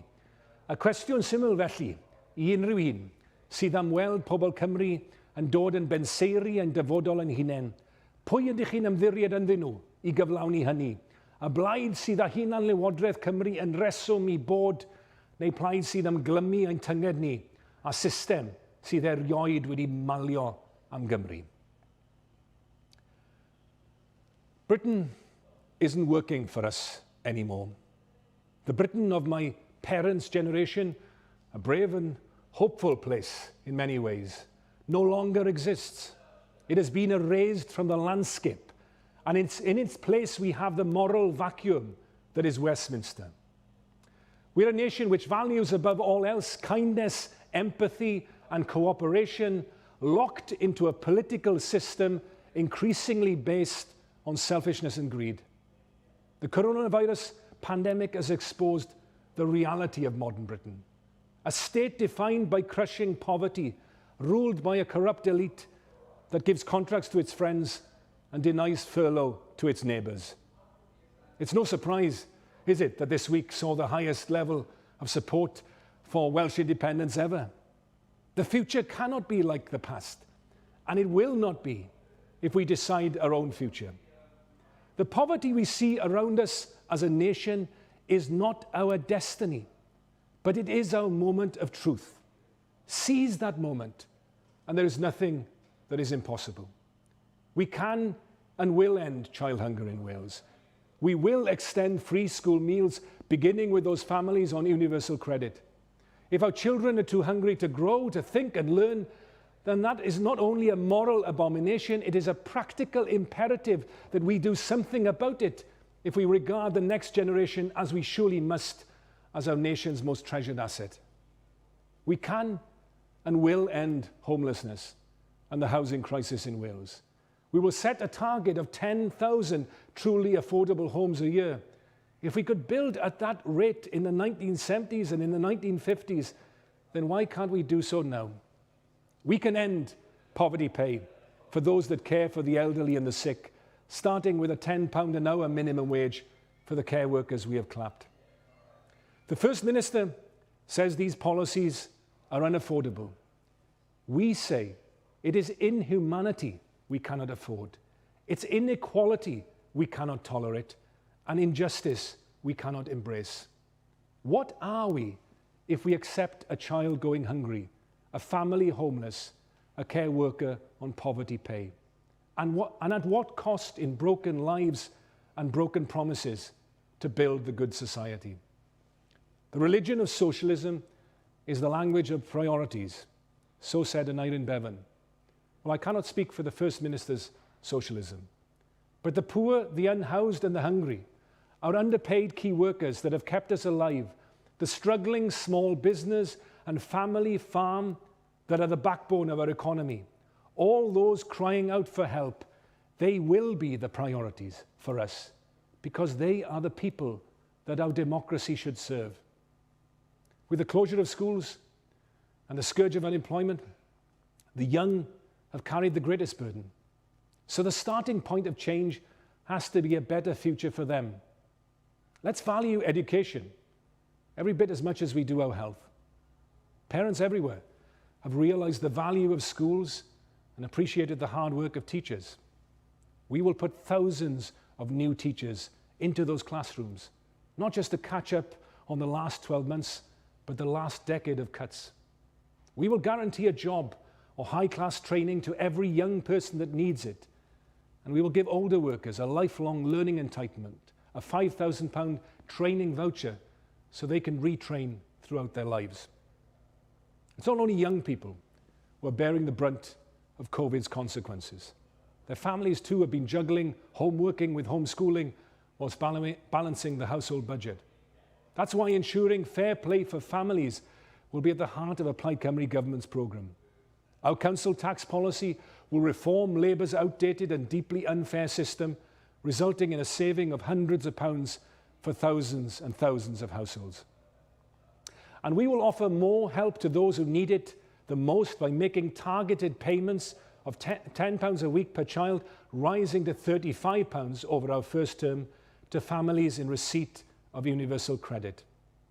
And we will offer more help with the cost of childcare too, by offering universal free childcare for everyone from 24 months and piloting the scheme from 12 months onwards in areas of the highest need. We will help parents get back to work and make the weekly budget go further and give more of our children a fair start in life. To give us the resources we need to build the new Wales and create quality jobs in every part of our country, we will power up the Welsh economy with agility, with urgency, with creativity and skill. Our rapid recovery plan will get our economy back on its feet. Our plan to prosper, centred on a green economic stimulus, will create tens of thousands of jobs in renewables, energy efficiency, transport and digital infrastructure, giving us a future economy that will work not just for our people, but for our planet too. As a government, we will ensure more of our contracts go to local Welsh firms through a new pro-local procurement policy, growing our own economy by watering the roots. We will offer startup and bounce-back loans to new and existing businesses on the best possible terms through the Development Bank and a new community bank. And we will create a powerful new economic agency staffed with the best talent that we can find that will build up our homegrown businesses and identify new opportunities for them at home and abroad. The last year has proven why we should treasure the NHS, but also should give us added impetus to strengthen its foundations and further extend its reach.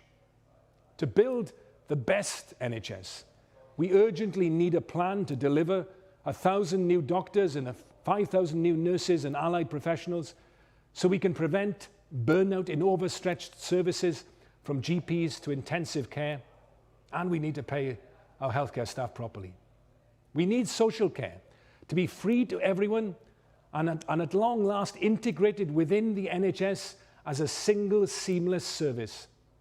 And if this year has taught us nothing else, now surely is the time to see mental ill health given the same priority as the physical. We will increase the proportion of the NHS budget devoted to mental health every year.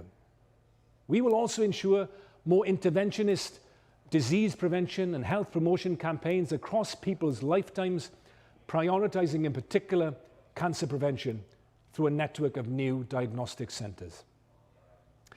To finish on a bit of personal good news, I'd like to share with you, I'm going to become a father again in June, this time to a baby daughter. So whatever happens in the election, it's going to be a good summer, though a busy one too. Becoming a parent has changed me in ways I didn't fully anticipate. It focuses your mind fully on the needs of someone other than yourself. It makes you think about the future in a different kind of way. And it makes you keenly aware of the advantages that some children possess and some will never have. I don't think about the future anymore in abstract terms. I think about the world and the Wales I want to bequeath to them. I think about having to look into their eyes, about the choices that we make now and the opportunities for a better life that will give them and their generation. That's why I'm absolutely determined that we will place at the heart of our manifesto the most radical commitments to deal with the climate and biodiversity crisis that we have ever made in a Senate election, because that is what the moment requires of us. Whatever happens in the election, my children will not go hungry. They will have a roof over their head. They will have a fair start in their life. I want that for every child in Wales. No child left behind. No child forgotten. No child unaccounted for. That's the reason I'm standing here. It's the reason I'm standing in this election for the post of First Minister. I want every child to have the chance that I had. Within each of us, there is still the child we once were. In me, it's a boy holding in his hand a little blue token for free school meals. I was hungry, and you fed me. I needed a home, and you housed me.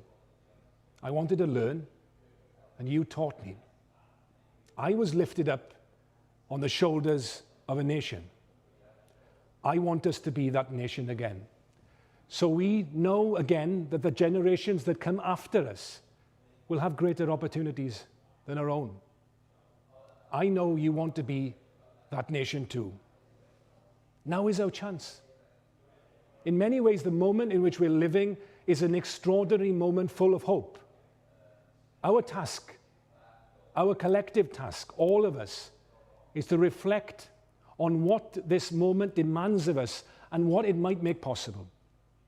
It's time to look beyond this appalling, cruel pandemic and towards a more optimistic future. Hope is the rainbow after the storm, and it's the sign our children have placed in our windows and chalked on our paths. It's time to follow that rainbow all the way to independence. It's time to put hope at the centre of our politics, our dreams of the Wales to come. We have a vision for that Wales. We have a coherent, determined and optimistic plan for national rejuvenation.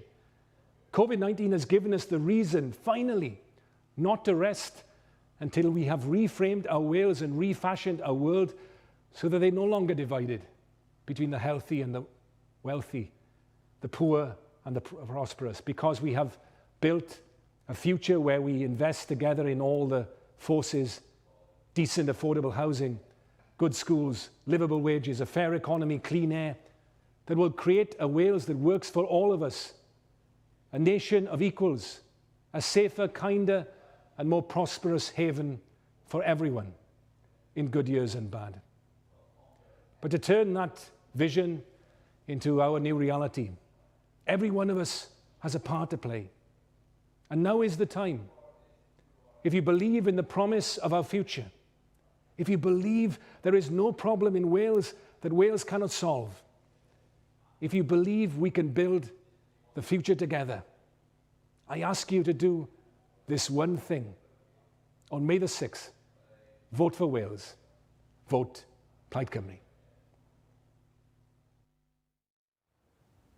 Wel, diolch o galon i'r arweinydd Adam Price fyna am anerchiad arbennig tu hwnt. I'm sure everyone feels inspired after that special address, even if we are behind cameras and screens. Hopefully Adam's call to action gave you at home a sense of togetherness in these isolating times. A dyma hefyd eich atgoffa chi fod modd cyfrannu wrth gwrs at ymgyrch etholiadol Plaid Cymru drwy'r wefan ar y ddolen hon ar y sgrin ar hyn o bryd. The link on the screen now will allow you to donate to Plaid Cymru's election campaign, of course, with just 8 weeks remaining until we actually go to the polls.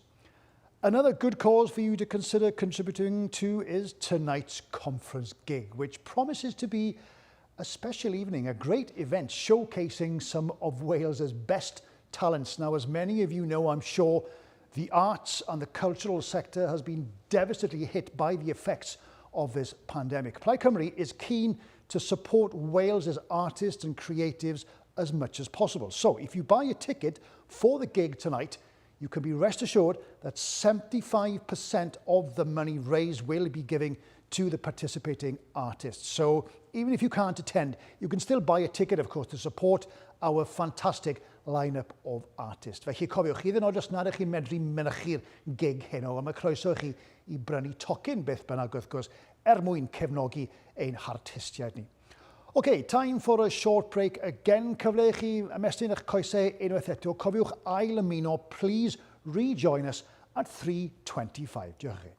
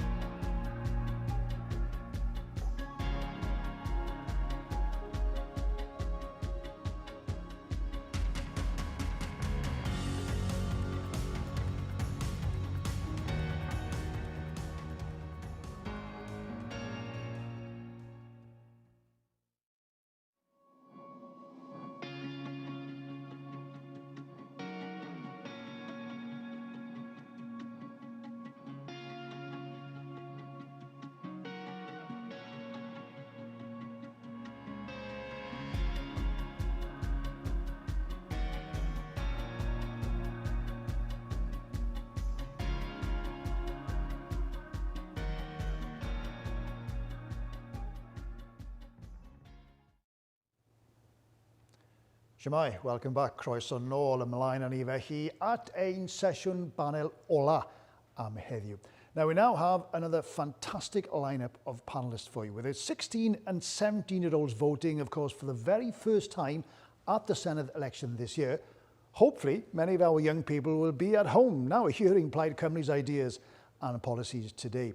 So this next session will be dedicated to our young people and how Wales can invest better in our youth. Now, fi'n siŵr bod llawer adre gytuno fod yn pobl ifanc wedi cael tipyn o gam wrth ddioddau cyfnod hynod o ansicr a newidiadau parhaus wrth gwrs i'w haddysg a'i ffordd o fyw. Sian Gwenllian, Plaid Cymru's spokesperson for education, culture and the Welsh language, will be chairing this session. Felly, draw at ni, Sian, dwi ddim yn gweld yr olygfa o didog na tu ôl chi ar hyn o bryd, ond newch chi gyflwyno'ch panel ysgolwch yna.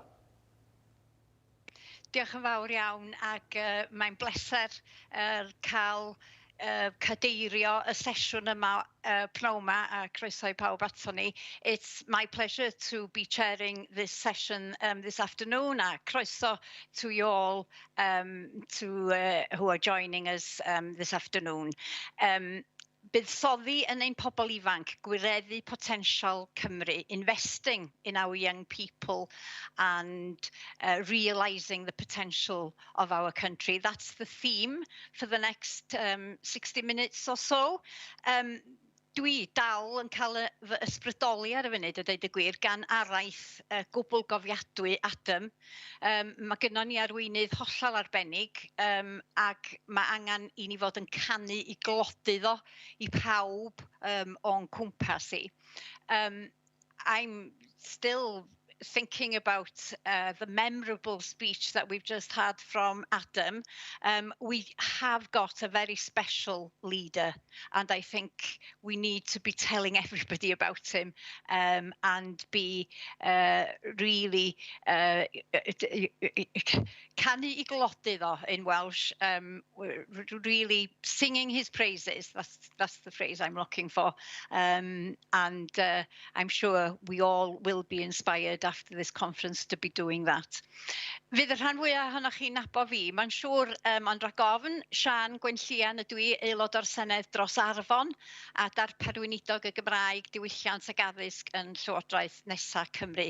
I'm Sian Gwenllian, in case you don't know me. I'm the member of the Senedd for Arfon and the Shadow Cabinet Minister for the Welsh Language, Culture and Education. With me this afternoon are Yasmin Sarha, Brengain Glyn Williams, Iestyn Davis and Sophie Howe. And I will introduce them all properly in a minute and they will have a chance to give us a few opening comments. Our people are our biggest resource, our best resource, but because of lack of investing in education, in skills, in information, in talent, Wales isn't able to make the most of its very, very valuable citizens at the moment. And of course, we've seen through the COVID crisis how important it is to be investing in education, in early years, in skills and information, and how key they are for the future development of our country. So that's going to be our theme for this afternoon. And I'm going to start, I think, with Sophie Howe. Sophie has a unique position in the world. She's the only Future Generations Commissioner in the whole world. Gafodd Sophie I phenodi fel rhan o ddeddf llesiant cenedlaethau'r dyfodol ac un o'i meysydd blaenoriaeth hi ydy sgilia. Cyn ei phenodiad hi'n 2016, oedd hi'n gweithio fel dirprwy gomisiynydd heddlu a throsedd De Cymru a cyn hynny mae wedi bod yn gweithio efo'r Comisiwn Cyfle Cyfartal a'r Comisiwn Cydraddoldeb a Hawliau Dynol. Ac felly fel Comisiynydd Cenedlaethau'r Dyfodol, mae Sophie wedi galw am genhadaeth genedlaethol ar gyfer addysg sy'n addas ar gyfer y dyfodol, ac mae hyn yn ei barn hi yn golygu dod â busnes, y sector addysg, gymdeithas ddinesig ac eraill ynghyd i ddarparu sgiliau mewn dull cydlynol. Felly, croeso ato ni, Sophie, and I'll ask you to open this session.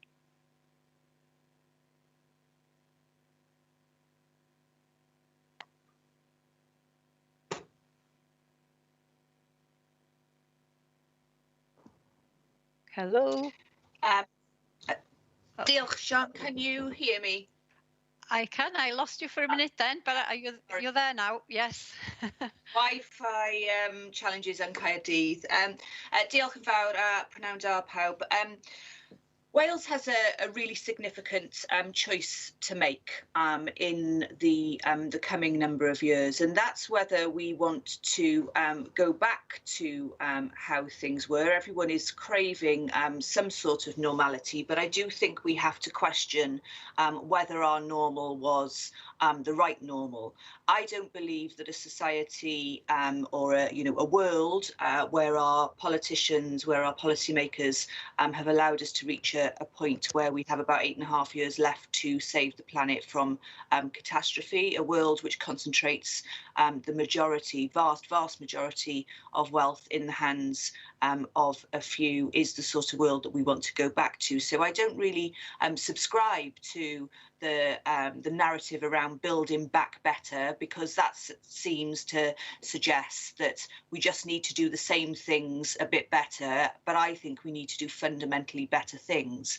And I think that there are some real opportunities here in Wales for us to be, one, pausing and reflecting on the vast inequalities that have been exposed as a result of the pandemic, to question what we knew, and much like climate change, much like the fact that we've put more carbon into the atmosphere since Al Gore published his first Inconvenient Truth than at any other time during human history, those who have been exposed to the worst excesses of the pandemic and will continue to be exposed in terms of the economic challenges that it presents are those who are already the most disadvantaged. And if anyone read the BBC report which covered Kelechi Nonaham, who is the public health director in the Cwm Taff area, who said absolutely we could have predicted that our most deprived communities would be hardest hit by this pandemic.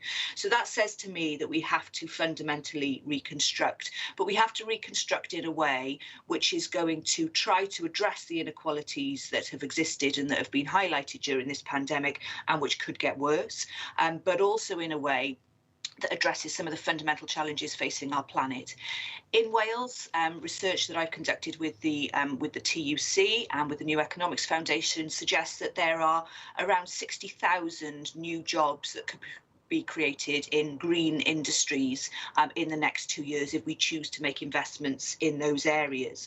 But the challenge that we have is that at the moment we do not have the skills pipeline to be filling those jobs. So just to give you a flavour of that, there's about 2,730 jobs potential in the retrofitting of energy efficiency measures in homes, which means that we can help people to get into those good quality jobs, reduce our carbon emissions in homes, take people out of fuel poverty, regenerate communities. But at the moment, we only have around 400 to 500 apprenticeships starting each year in those areas. So whilst I think that the kind of high level policy narrative and this, genuine or, general sort of commitment towards a green and just recovery is critically important, the devil is in the detail, and we have to track back to make sure that we're taking advantages of things. It's the same sort of situation with the curriculum. We have to make sure that the new curriculum that we've got, which I'm a big fan of, it talks about us creating ethical and informed citizens of Wales. It talks about being outward looking. It talks about the fact that we should be creating creative and entrepreneurial young people. Absolutely we should. But how well supported are teachers going to be to do that? Does our examination system actually take us towards that, or do the aspirations of that curriculum fall off a cliff at age 14 when we move to teaching to the test, and our only focus is on the grades that young people are getting through regurgitating knowledge in a 2-hour exam through GCSEs? So I think that there are some really fundamental opportunities here if we choose to take them during this pandemic. There's lots more that I want to say, but I know time is short, and I'm sure we'll come on to that in questions. Diolch yn fawr, Sian. Yeah, thank you, Sophie. Well, you've given us food for thought already and set the scene for our discussion. Dwi'n troi rwan at Iestyn Davies. Dechreuodd Iestyn fel Prif Weithredwr Colega Cymru yn 2015 ar ôl gweithio mewn nifer o feysydd polisi cyhoeddus ers dyfodiad datganoli. Mae Colega Cymru'n elusen addysg sy'n hyrwyddo bydd cyhoeddus addysg bellach yng Nghymru. Dach chi'n ymgyrchydd profiadol, Iestyn, ac yn siaradwr rheolaidd mewn digwyddiadau a chynadleddau, ac da ni'n clywed chi yn aml iawn yn bod yn lais cry iawn dros yr sector addysg ôl 16. Eich cyfle chi rwan i ymateb i'r thema da ni wedi osod ar gyfer pnawn yma. Diolch yn fawr, Sian. Diolch yn fawr i Plaid Cymru am y cyfle yma i bod yn rhan o'r ail dro heddi i bod yn rhan o'r gynhadledd yma. It's a real pleasure to be able to join a panel, particularly a panel where we're going to hear directly from young people who are going to have their say. I think it's important that we recognise that that's one of the most integral parts of any discourse we have around education policy, or for any matter of policy. It's not boring old people like me, stale, male, pale blokes, soon approaching a big birthday. You don't want to hear from us. We are yesterday's people, aren't we, Sophie? It's time for us to move on and to give up and to sort of, to realise that quite often we are still fighting yesterday's battles when actually tomorrow and today's battle is very, very different. But we've got a lot to learn, and I think listening to young people is an integral part of that. Having said that, I hope the younger generation, and particularly those of us in the middle-age bracket, also are prepared to listen to an older generation and to be part of a story and a discourse that's been going on for many, many decades and centuries indeed in Wales. And I think on that theme, it really is disappointing to me that we haven't yet come to terms with how we teach Welsh history in our new curriculum. Sophie is right. It's going to be an empowering curriculum. It's going to be a curriculum that allows many, many kinds of voices to be heard across different curriculum areas. But, the old phrase, isn't it? Those of us who don't learn from our history are likely to repeat our history going forward. And, just think of one way we can do that. We need to hear our history of our carbon-intensive extractive industry. We need to feel the hiraeth for the communities that those industries gave, but we have to reframe and learn the lessons that extractive carbon-based industrial economy, learn the lessons is causing us real problems now and into the future. So unless we can find a way of having that conversation about our past, unless we can have a way of understanding and hearing the voices of young people, but also being prescient enough to listen to the voices of older generations who lived through many, many experiences. We think we've got it tough now, don't we, living through lockdown and a pandemic. But just imagine if you'd been born 100 years ago. Imagine the lessons learned by that generation that we need to learn today. And I think it's important that we don't forget many of the big injustices that our predecessors fought. Okay, many of those injustices haven't been overcome yet. Social equality and justice hasn't been achieved. It's a constant struggle. Economic justice hasn't been established and achieved. And I would say to anybody who's looking to vote in the next few weeks and months' time, think long and hard about the tales people tell you of their successes, because I see a Wales that is more divided, more divisive, and more separate and riven apart now than it ever has been potentially in its history. The gap between rich and poor is growing bigger. The gap between those who have access to education and those who don't is increasing. So think long and hard about the stories those generations tell you. But remember, many of the injustices that we seek to fight and overcome still need to be fought on a daily basis today. And sometimes, we just follow the latest vogue or idea of something that we need to go after. And actually, the big issues of justice need to be fought and won day in, day out. So I really hope our education system can help us get to grip with those injustices and to acknowledge them first and then fight them.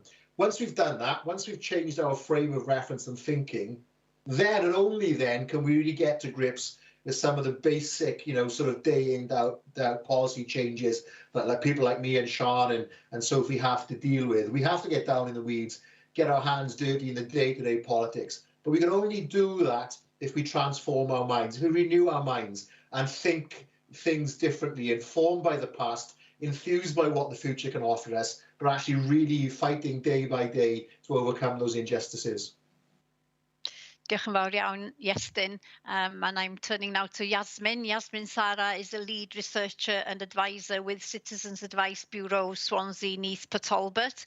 In August last year, you set up your own foundation, Sylfaen Cymru, dedicated to empowering the people of Wales to pursue their own individual flourishing and the flourishing of our nation through civic education and participation. And your organisation's working towards a number of key objectives and includes enabling public debates and public knowledge. So what we're doing today fits the bill perfectly for your organisation. And I know also, Yasmin, that you were an active member of Plaid BME. So welcome to the discussion, and away we go. Oh, diolch yn fawr, Sean. Hello, everybody. Yes, I'm here, obviously, wearing many hats, primarily for this panel, probably my Sylfaen Cymru hat. In order to give my true opinions, I'm putting my Plaid Cymru hat aside as much as possible today. We live in a Wales where every single one of us is painfully aware of how Wales has been utterly abandoned. We've all talked about this. We've heard this many, many times.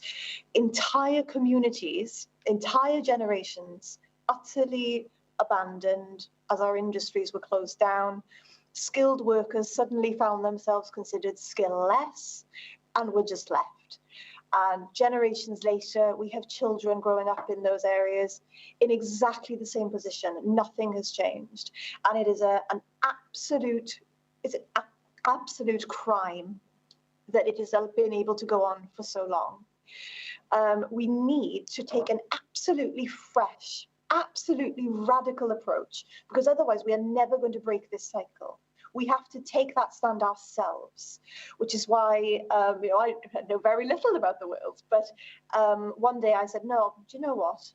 We have to take this into our own hands. And if somebody isn't going to do it, then I'm going to do it. And I'm going to meet other people who want to do it as well.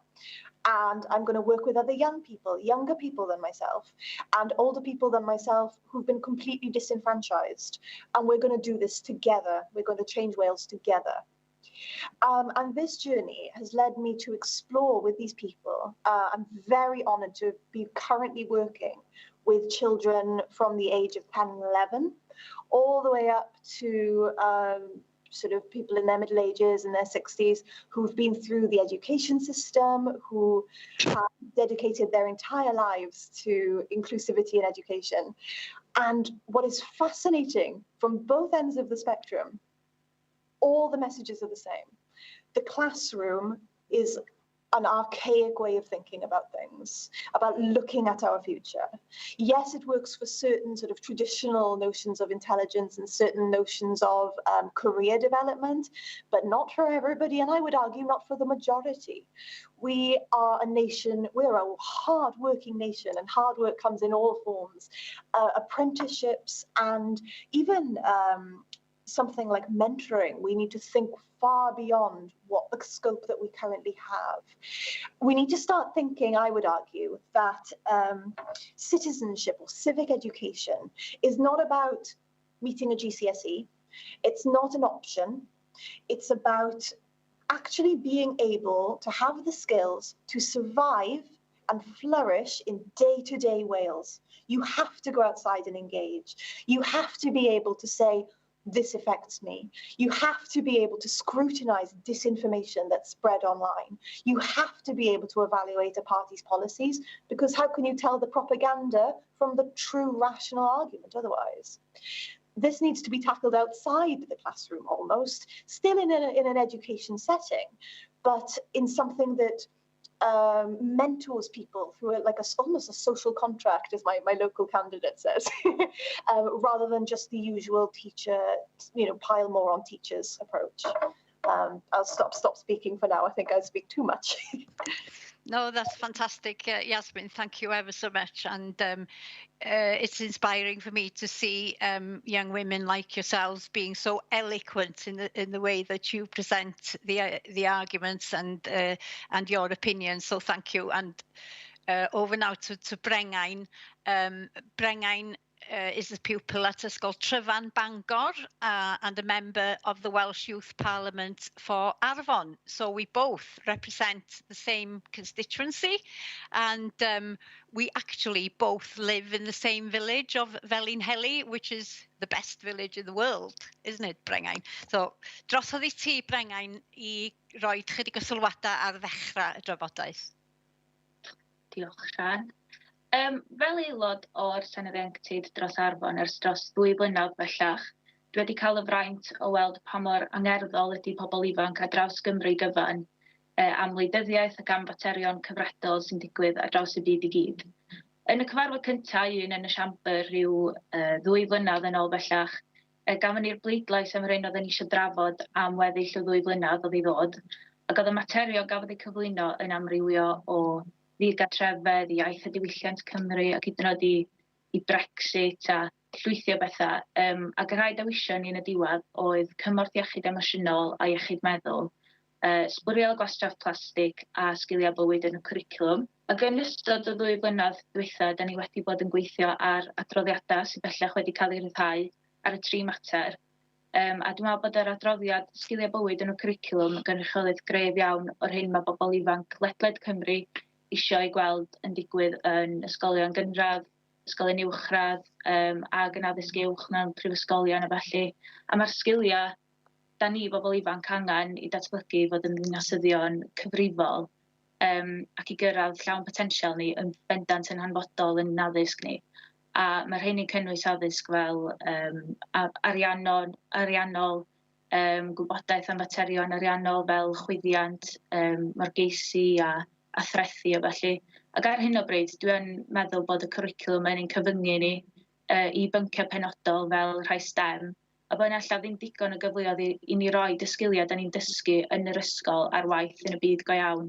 Dwi'n teimlo fatha hyd yn oed, os oes rhywun yn trio ac yn gweithio'n ofnadwy o galad drwy gydol I amser yn yr ysgol ac yn canolbwyntio'n llwyr ar beth sy'n cael ei ddysgu yn y cwricwlwm a beth sydd ar y fanylaf addysg, bod y gymaint sa'n nhw'n gallu allan arnyn nhw fel y cyfleoedd y tu allan yr ysgol a wedyn. Ac dwi'n meddwl bod hynny achos y diffyg blaenoriaethu mae'r Llywodraeth yn ei wneud ar y pynciau allan fwy ehangach. Felly mae mwyn gwireddu potensial Cymru, dwi'n bersonol yn meddwl bod angen datblygu'r cwricwlwm I fod yn fwy cynhwysol gan gynnwys gwersi mewn meysydd fel gwleidyddiaeth neu economeg yn islaw yn yr ysgol. A paratoi pobl ifanc I fod yn fwy credigol ac yn fwy parod I ehangu gorwelion nhw'n bellach na'r hyn sy'n cael I dysgu ar y cwricwlwm yn lle bod fel robotiaid ac fel bod pawb yr un peth. Yeah. Ardderchog, diolch yn fawr iawn, Brengain. Gawn ni drio rhoi bach o strwythur ar y trafod, ydych chi gyd wedi gosod y darlun, ac mae yna nifer o themau wedi codi'n fyna. Beth am drio neud nhw o dan oedranna? Be am edrych ar y sector blynyddoedd cynnar, gofal plant, beth sydd angen I newid yn fyna rwan, ac o ran ysgolion a wedyn yr sector all 16. So if we sort of structure it in 3 themes, and just to explain to people who are watching on Facebook, I am doing this bilingually because our panelists aren't getting the translation feed. that's, you know, teams, I guess, can't quite manage to get it right in terms of bilingualism, not yet, but we're working on it. So just that explanation, in case people are thinking, why is she kind of going off in 2 languages? So we'll start with early years and childcare, and maybe come to you, Sophie. I mean, I know that you have been advocating, you know, a much better offer for children and young people. Do you come at it from the angle of the children? And, you know, because there is a debate, isn't there? I mean, do we look at the whole area of early years from the point of view of what's best for the child, or do we do it because we want opportunities for parents to be working, or is it a combination of both? I mean, I think you know, everything is connected to everything, isn't it? So, you know, my view is you've got to start from the perspective of the child and do the things and invest in the areas which are going to give children, young people, the best opportunity to thrive throughout their lives. And, you know, internationally, you know, again, something which we've known for a very long time, and we're perhaps, you know, acting on in an iterative and perhaps slower than we might like way. But we know that the best investment that you can make is in, for example, the first 1,000 days of life, and certainly, you know, under the age of 5. And so making those sorts of investments in childcare, high quality childcare, is really very good for children themselves.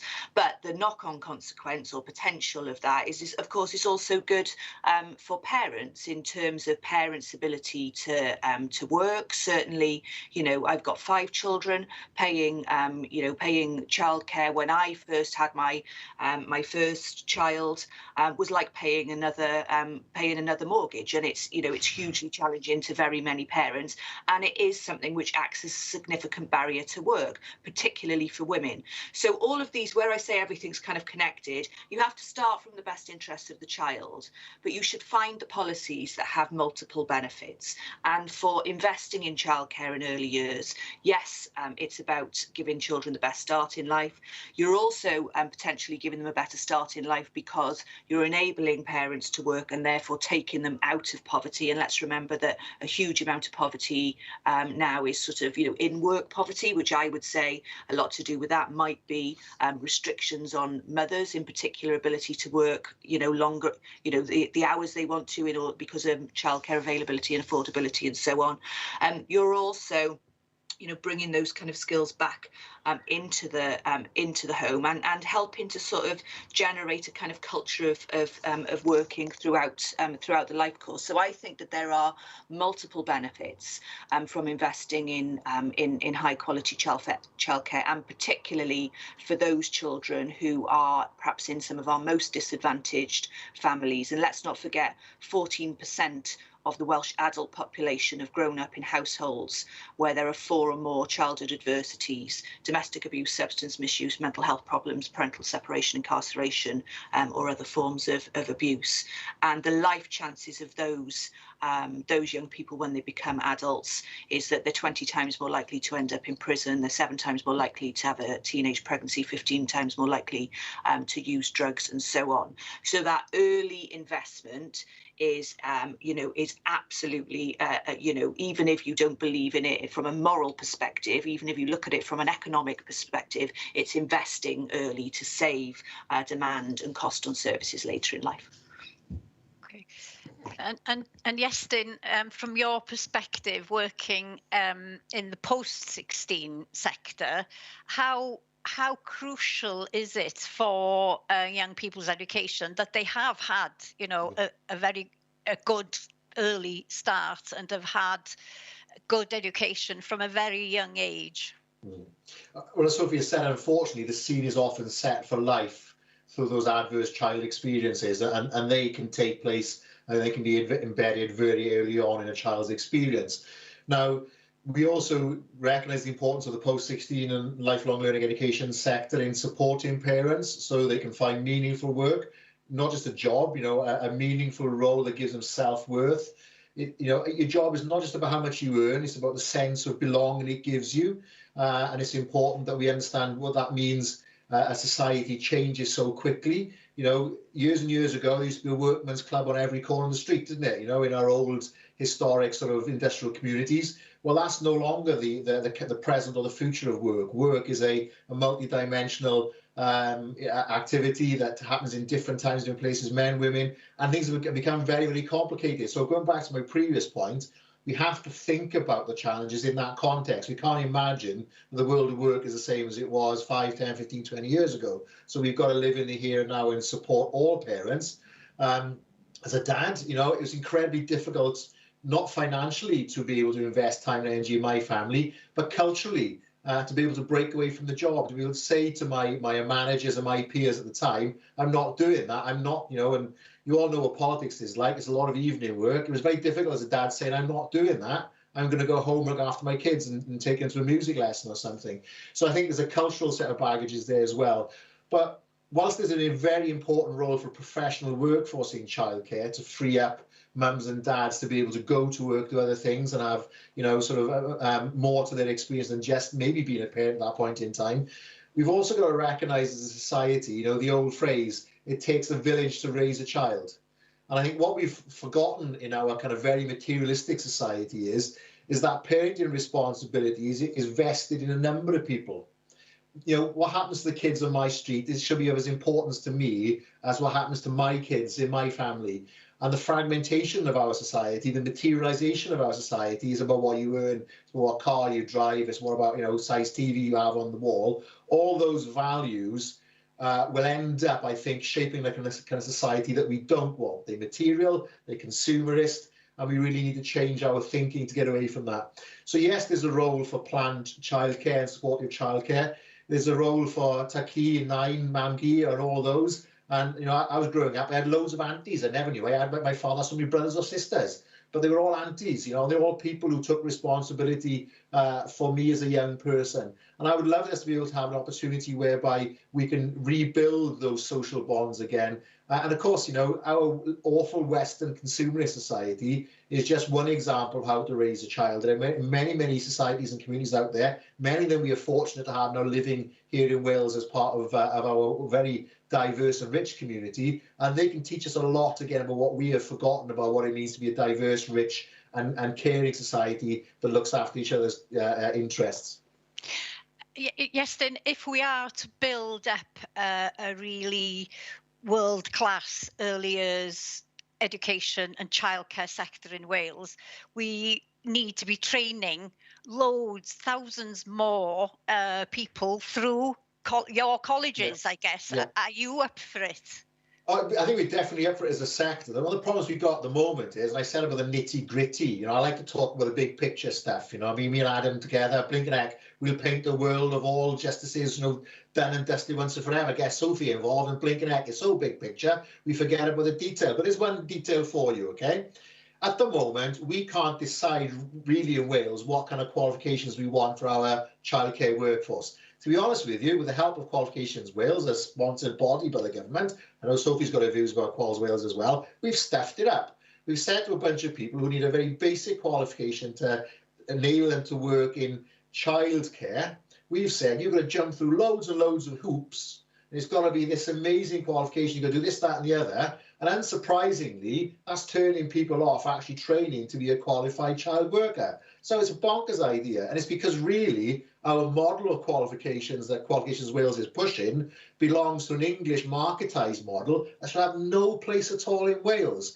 Our qualification should be by empowering people, not banning them and saying you can't work in this field unless you've done this qual or this experience. What a bonkers way to run our qualifications in Wales. We're up for it in the FE sector. We need to change those qualifications, put them back into some sense of normality. And I certainly hope the next Welsh Government will ask Qualifications Wales to undertake an urgent review, not just into GCSEs, because Sophie's right about that, but also about some of the basic qualifications we need in order to support areas like childcare. Okay, well, you'd be pleased to know, of course, that Plaid Cymru has got a very ambitious policy around childcare and early years education, which would involve training lots more people to be able to provide that childcare. And so your point about looking at that particular qualification is very useful to be, homing in on that and making sure that that qualification is fit for purpose. Yasmin, in Swansea, do you come across, problems arising from the lack of childcare and early years education? Yes, I do. I spend a lot of my time supporting people in the benefit system. And this isn't something that we have direct control over in Wales. So it is not something that we can solve without independence and going our own way. And at the moment, the Welsh Government spends a lot of effort trying to plug the gaps where people fall through the cracks. I'm sure many people will be aware of schemes like the Discretionary Assistance Fund, a massive all-purpose fund just to help people in crisis get by, because we don't have the tools to, or the rights under devolution to support our people here. It is very common that I find myself, even sort of informally through Sylvain, supporting single parents, single mums, single dads, saying, I need to get back into work. My work coach just told me I've got to get back into work. My child is 4 or 5 years old. I don't really know what to do. And I often find myself in a position where people are going into work. It's work that they do not flourish in. So their mental, things like mental health conditions get worse, if anything. Yes, we can't all work in our perfect job, but we do need to be started changing the way we think about things. But not only can they not work a job which allows them to flourish internally, but often it is very low pay, minimum wage, and the adage work pays is farther from the truth. And it's these sort of low quality, low pay jobs that are not created to develop a person's skills, to allow them to flourish and grow in their careers or whatever it is that they want to achieve. They're designed to just fill the pockets of whatever that big organization wants, right? And what we need to do here in Wales, when we radicalize everything, we need to start thinking, how can we provide opportunities for young people, but also for adults who have been trapped in this system, right? Let's not forget about, as Yester said, you said he's too old for this system, but let's not forget about the affected generations who still, can't read and write. Let's restructure everything and accept education as a cradle to grave thing, and allow that with those mature students, also new rules can be brought into place to support childcare arrangements, rather than just say, oh yeah, we'll put a discount on the childcare arrangements that you get and you'll have to cover the rest. We need to understand that people are not cogs in a machine, they are families. And many businesses around the world operate like families. The most successful ones often do.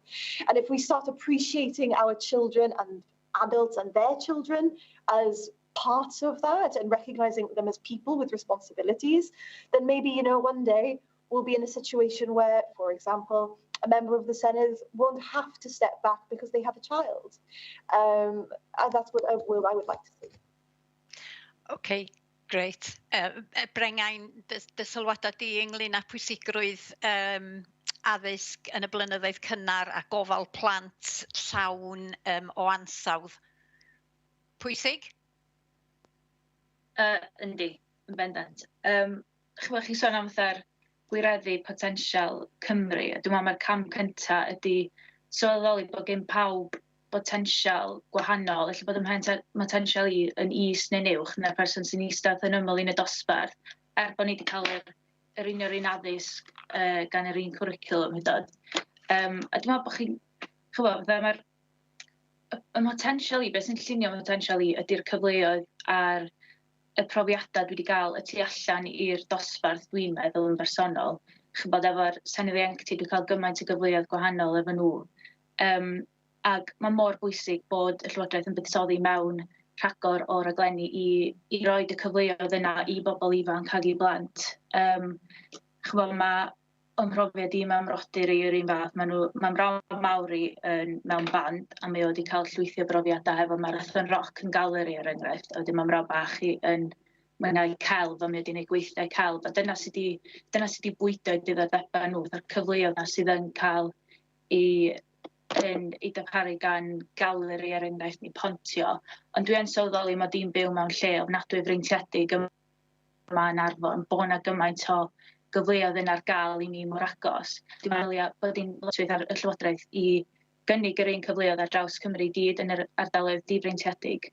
Ac ia, dwi'n meddwl bod hi'n ddyletswydd achos chybod, mae gan pawb ddylia lle mae plant yn dod ni, o ba rhyw ydyn nhw, ba oedran ydyn nhw. Dylia hynny ddim effeithio ar faint o brofiadau a cyfleoedd maen nhw'n gael yn eu plentyndod nhw, sydd yn mynd i gael gymaint o effaith ar pwy maen nhw'n dod yn y dyfodol, beth i ddiddordebau nhw. Felly, dwi'n meddwl bod yn ofnadwy bwysig, wneud hynny pan maen nhw'n ifanc. Ydych chi fan'na'n sôn am brofiadau sydd wedi helpu siapio chi, ond ydych chi ddim yn sôn am yr ysgol yn fan'na. A dwi'n cymryd o hynny, dwi'n cymryd bod chi'n feirniadol o'r system addysg. Brengain was explaining that a lot of the experiences that have made her who she is have come from activities outside of school.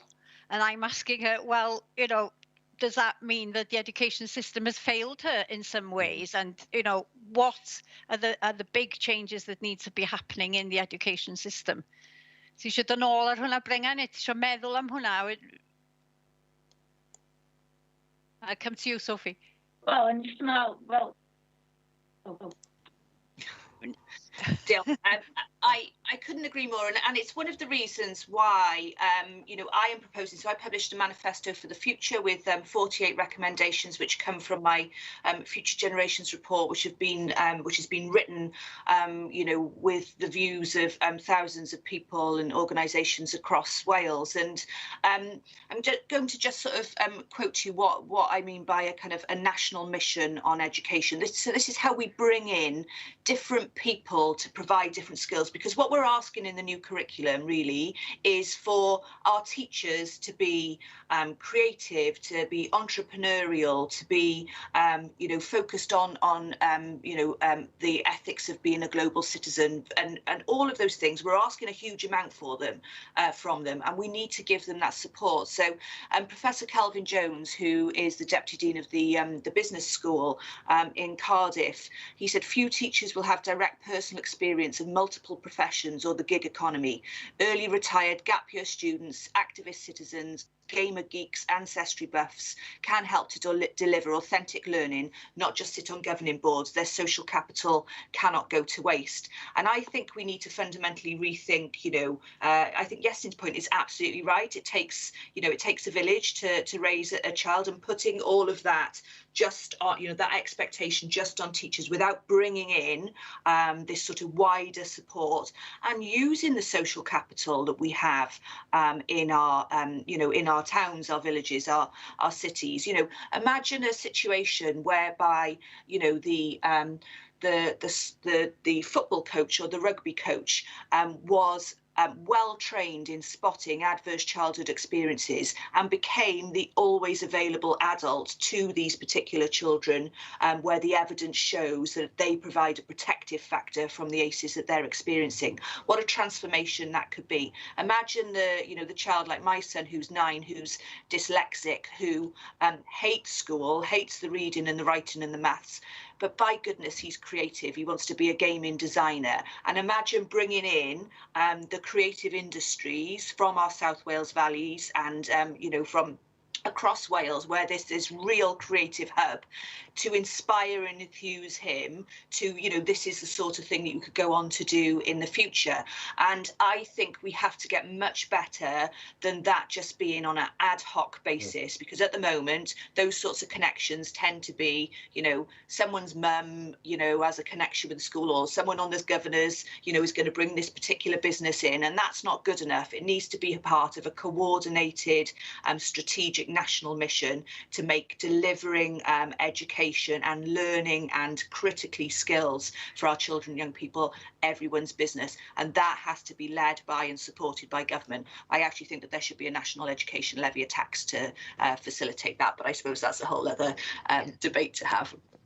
You're going to love Plaid Cymru's policies around the family school, in terms of, making sure that the school, that there is support for children in the school, not just from the teachers and the people actually in the school, but that kind of interconnected agency support for the children from disadvantaged backgrounds that may need that extra support, and also, of course, the emphasis on the community around, and on parents being much more involved and engaged in the work of the school. And in that way, we can start to get rid of this kind of generational disconnect with education that it often passes down, doesn't it, from in families. Yes, then you want to come in, and then I'll turn to Yasmin. Sophie's report there, she mentions, commissioned by from Calvin Jones. He hasn't done too bad. Calvin is a boy from Ferndale, not bad going, I must say. And he makes some very, very striking observations about the way we do education in school at the moment. And of course, we've got to accept that GCSEs have become a test to the school, not a test to kids in school. And let's just face facts. That's what it is, because we had a particular approach in education, had some problems in education in Wales, and the response was, right, let's go for, A star to C grades, and let's test the school. Kids, byproduct of the school system when you start thinking about that. So next Welsh Government, please deal with it. Whoever's in charge, sort it once and for all, get it right. Calvin's on the money. We need to listen to what Calvin has to say to other people, and we need to put it into practice. GCSEs at the end of the day used to be the end of school journey for the vast majority of young people. They're not anymore. We're now, supposed to be embracing a lifelong learning culture. So why do we sort of, put an end of school journey exam in for 16-year-olds when their education is going to continue up until 25? Don't get me started on the way that we stop statutory entitlement education at 16. It's a crime. Even England, for goodness sake, can offer its kids up to the age of 18, 19, compulsory and supported education up until that age. Why we can't do it in Wales, I don't know. Where was the Empower back in 2009? The learning and skills measure got it wrong. It should have been put in place back then. So, the next Welsh Government has an opportunity to right that wrong. But more importantly, it's got to take the pressure off the shoulders of young people and stop saying to them the choices you make at 14 and the exams you take at 16 are the end of the road. It's stupid, it's daft, it doesn't work. Just stop it, please. Well, clywch, I would say to that, Iestyn. Diolch yn fawr iawn. Yasmin, do you think that young people are being taught enough about the diverse nature of our communities in Wales, and does the new curriculum, do you think, start to move us towards that? I think that it's not taught. I would never say it was taught enough, because I think it needs to be taught more, again, from cradle to grave, especially now that we have a more diverse culture. I mean, I am living proof of that.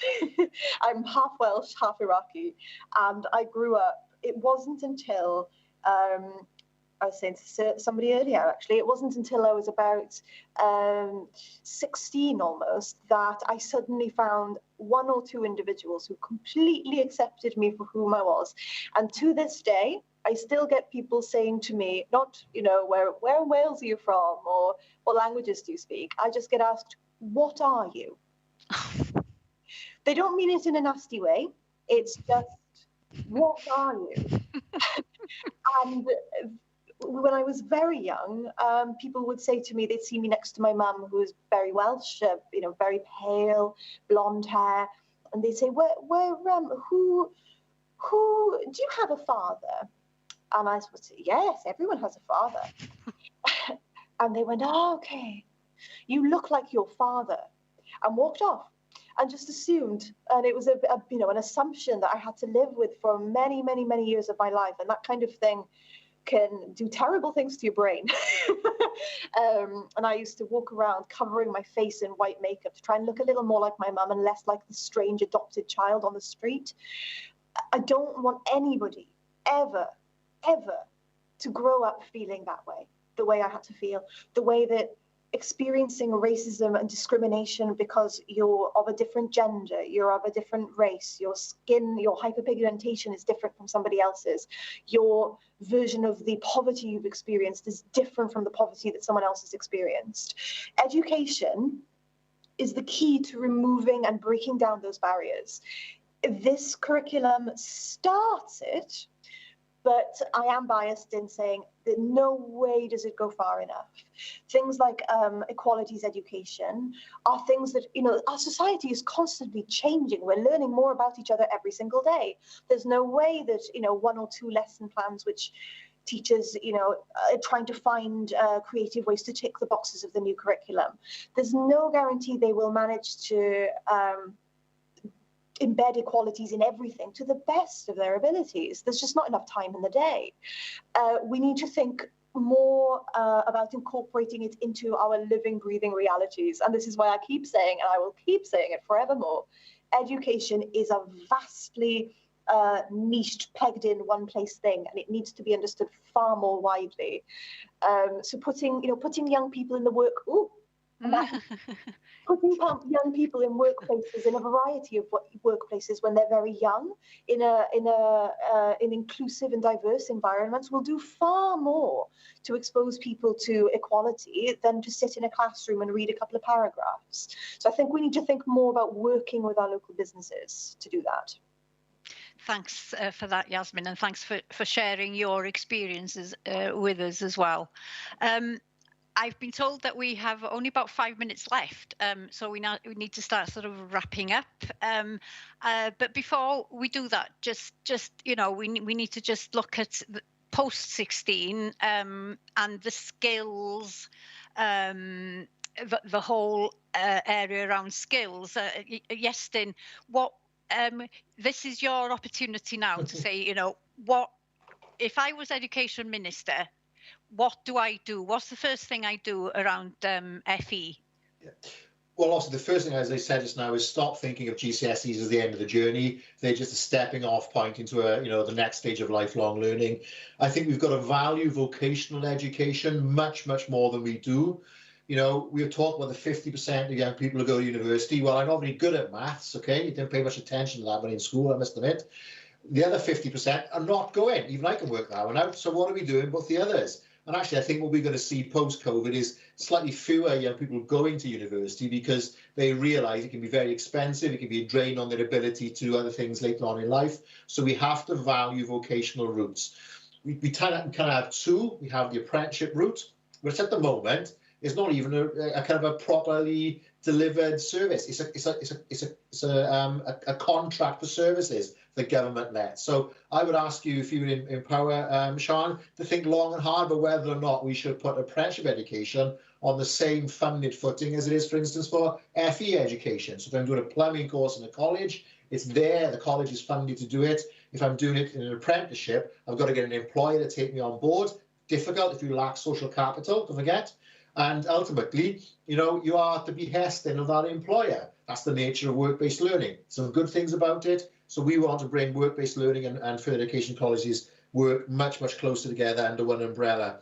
Ultimately, our big ask is that there's a citizen's right to education up to level 3. So that's the equivalent of an A-level for everybody in Wales, up to free, not marketised, not by debt, not by borrowing, free up to the age of 25. And I know Plaid Cymru is looking at then what happens after the age of 25 and the ability to access other funding in order to do that. But if we want to be a world-class nation with world-class skills, we have to give young people following vocational pathways the access to a level 3, only the equivalent of an A-level, up to and including the age of 25. At the moment, and it goes back to this old class thing, if you're from a background where you don't have access to social capital, you are less likely to be able to hit that level 3 qualification than somebody who goes through an academic route with the support of parents and other family members and others, and go down the academic route rather than vocational. We've got to end that. And ultimately, I want to give a massive shout out to the FE College vocational staff. We hear a lot about school teachers at the moment, and that's totally appropriate that we do that. But there's a whole other workforce out there that's working in communities and campuses across communities in Wales. And often their needs and their role gets overlooked. We need to offer that profession of teachers the opportunity to get their QTS, qualified teacher status, just like a teacher in school. We need to support them as dual professionals. These people are technically qualified in their area of discipline, and also they are technically qualified as teachers, as pedagogues, people who give our education. So we need a massive, massive shout out to the FE workforce in the further education colleges. Grŵp Cymru Llomenau, Coleg Gwent, Coleg Sir Benfro, nhw I gyd. Maen nhw ar draws Cymru, ar led hyd a lled gwlad. Mae'r rhaid ni cefnogi'r gweithlu hynny, a trwy wneud hynny, yn y bôn, dyn ni'n cefnogi pobl ifanc hefyd. Diolch yn fawr. Dwi'n di droi at Brengain, a wedyn Iasmin, a wedyn gofyn i Sophie, jyst dod ar cwbl at ei gilydd ar y diwedd. Brengain, beth gen ti ddeud wrth wleidyddion fel fi sydd yn meddwl am y dyfodol a sut addysg ddyla fod a sut le ddyla hi fod ar gyfer pobl ifanc? Dwi'n credu bod yn ofnadwy o bwysig cael yr addysg o'r safon ucha drwy gyfrwng y Gymraeg hefyd. Chos dwi'n abod gymaint o bobl sy'n meddwl bod rhaid iddyn nhw symud allan o Gymru neu symud i Gaerdydd, just mwyn iddyn nhw allu cael yr addysg uchel yna drwy gyfrwng y Saesneg, achos bod nhw'n meddwl bod nhw'n gallu mynd mor bell yn siarad Cymraeg ac ydyn nhw os nhw'n gallu siarad Saesneg. A dwi'n meddwl bod hi'n ofnadwy o bwysig bod y cyfle yna i ni gallu siarad Cymraeg a dysgu drwy Gymraeg, achos dwi'n gwybod yn bersonol os o'n i'n gwneud unrhyw bwnc drwy gyfrwng y Saesneg, so ni'n bendant ddim mor gyfforddus yn ei wneud o fyswn i os o'n i'n siarad Cymraeg. Ac ia, bod yr iaith yn rhywbeth byw a bod ni'n gallu defnyddio fo bob dydd, a bod hynny'n cyfyngu o gwbl ar ba mor bell da ni'n mynd, pa swyddi da ni'n ei gael. Ia, dwi'n meddwl, dyna ydy'r peth pwysicau i ni. Diolch. Gret. Yasmin, your final thoughts or what do you want to see happening? I very, very much would like to request a focus on ensuring that civic education, that is education which teaches people and adults as well who have never experienced it, but young people, their rights and responsibilities for now and in the future, teaches them empowerment, self-empowerment in current affairs. So that includes knowledge about the environment, all the way up to the way our political system works, and economics, basic ground level economics. And then the kind of life skills that you need to operate online. So spotting disinformation, misinformation, bots, echo chambers, these kind of drip feed things, which are all very new. Finally, I would like to request that we start considering mentorship models for education that operate alongside the education system. I went through one with East that they put on for public life, but I'm thinking more broadly. So young people can experience a vast different number of they're called industries at a young age as they're growing up, so that they can decide in their own time where they want to put themselves in the world. Thank you. Thank you, Yasmin. And final thoughts from you then, Sophie. Diolch, Sian. So I think we need to decide the sorts of Wales that we're trying to create in the future, and then provide the skills that will help us to get there. And the sort of Wales that I want to see, well, is set out in the Wellbeing of Future Generations Act, but it's green, it's caring, it has digital skills for the future, it's creative, and it focuses on skills for life, not just for another job. So, focused on well-being as well. So decide, provide, invest, So invest your money in those areas which align to the Wales that we want to create and the skills, therefore, that we need. Make lifelong learning the new normal, and make sure that in that investment we are also diversifying. So we are targeting our investment to those who are the most disadvantaged. We're making sure that we're not whitewashing the green recovery, for example. We're making sure that that investment is valuing care, which is not just critical now during COVID, but will be equally critical when we've got double the number of over 65s and so on. So decide, provide, invest, diversify.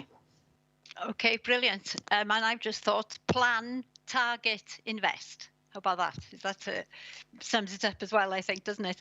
Well, diolch yn fawr iawn i chi i gyd fel panelwyr am rannu'ch syniadau. Da ni wedi cael trafodaeth ddifyr iawn a dwi'n ni'n gallu siarad am oriau eto hefo chi, ond da ni rhedeg allan o amser. Diolch i bawb sydd wedi bod yn gwylio. Mae'n anodd efo Teams, di rywun ddim yn gwybod yn iawn faint o bobl sydd wrthi'n yn gwylio ni, ond gobeithio bod chi wedi mwynhau hefyd. Ac diolch i bawb tu ôl yr llenni am wneud hyn yn bosib yn y gynhadledd yma hefyd. Mae'r gynhadledd yma yn mynd yn wych. Mae'n edrych yn ffantastig ac mae yna areithiau arbennig wedi bod a trafodaethau llawn egni sydd yn rhoi ni mewn lle da iawn yn mynd fewn i'r etholiad nesaf yma. Mwynhewch weddill y diwrnod a diolch yn fawr iawn i pawb. Diolch Sian, diolch yn fawr iawn, a diolch i'r panel, and absolutely fantastic to see Sophie Howe as part of the panel today. I hope you've all, not just the young people, any age, have enjoyed that amazing, really interesting session.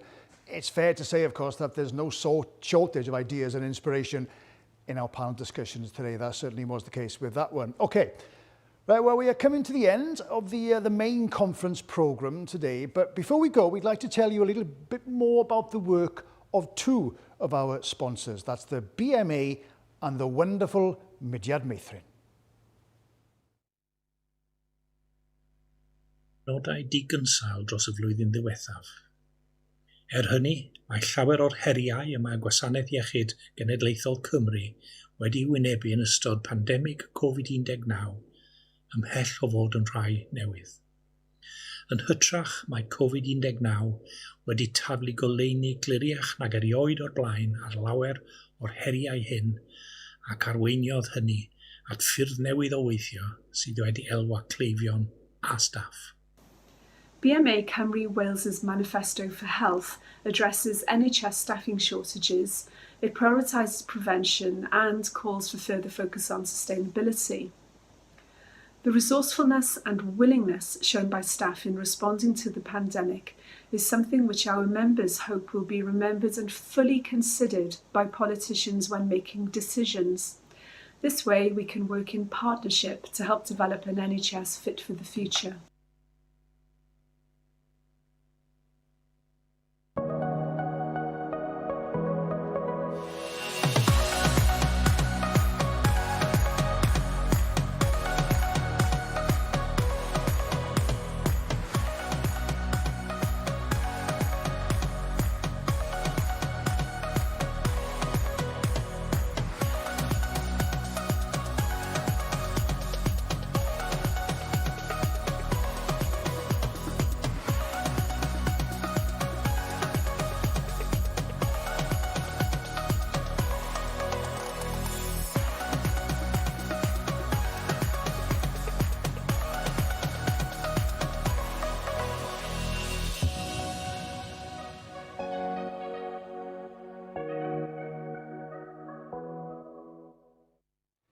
Diolch yn fawr iawn i'r BMA ac wrth gwrs i'r Mudiad Meithrin.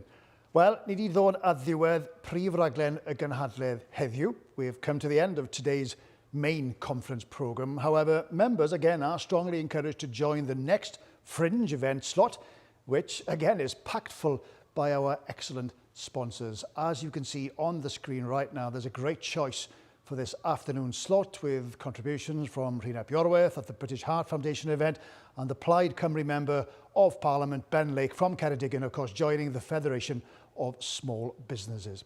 So thank you very much to all our panellists and all our contributors today. I hope everyone at home has enjoyed and feels inspired to come back tomorrow for another full day of conference activities. Join us, please, tomorrow. Diolch yn fawr iawn i'n holl banelwyr a chyfranwyr heddiw. Gobeithio bod pawb wedi mwynhau adre, wedi bod yn barod i ddod nôl y fori, gobeithio, am ddyror arall llawn digwyddiadau. So enjoy the gig tonight. See you tomorrow. Ac yng ngeiriau Martin Geraint, hwyl fawr am y tro.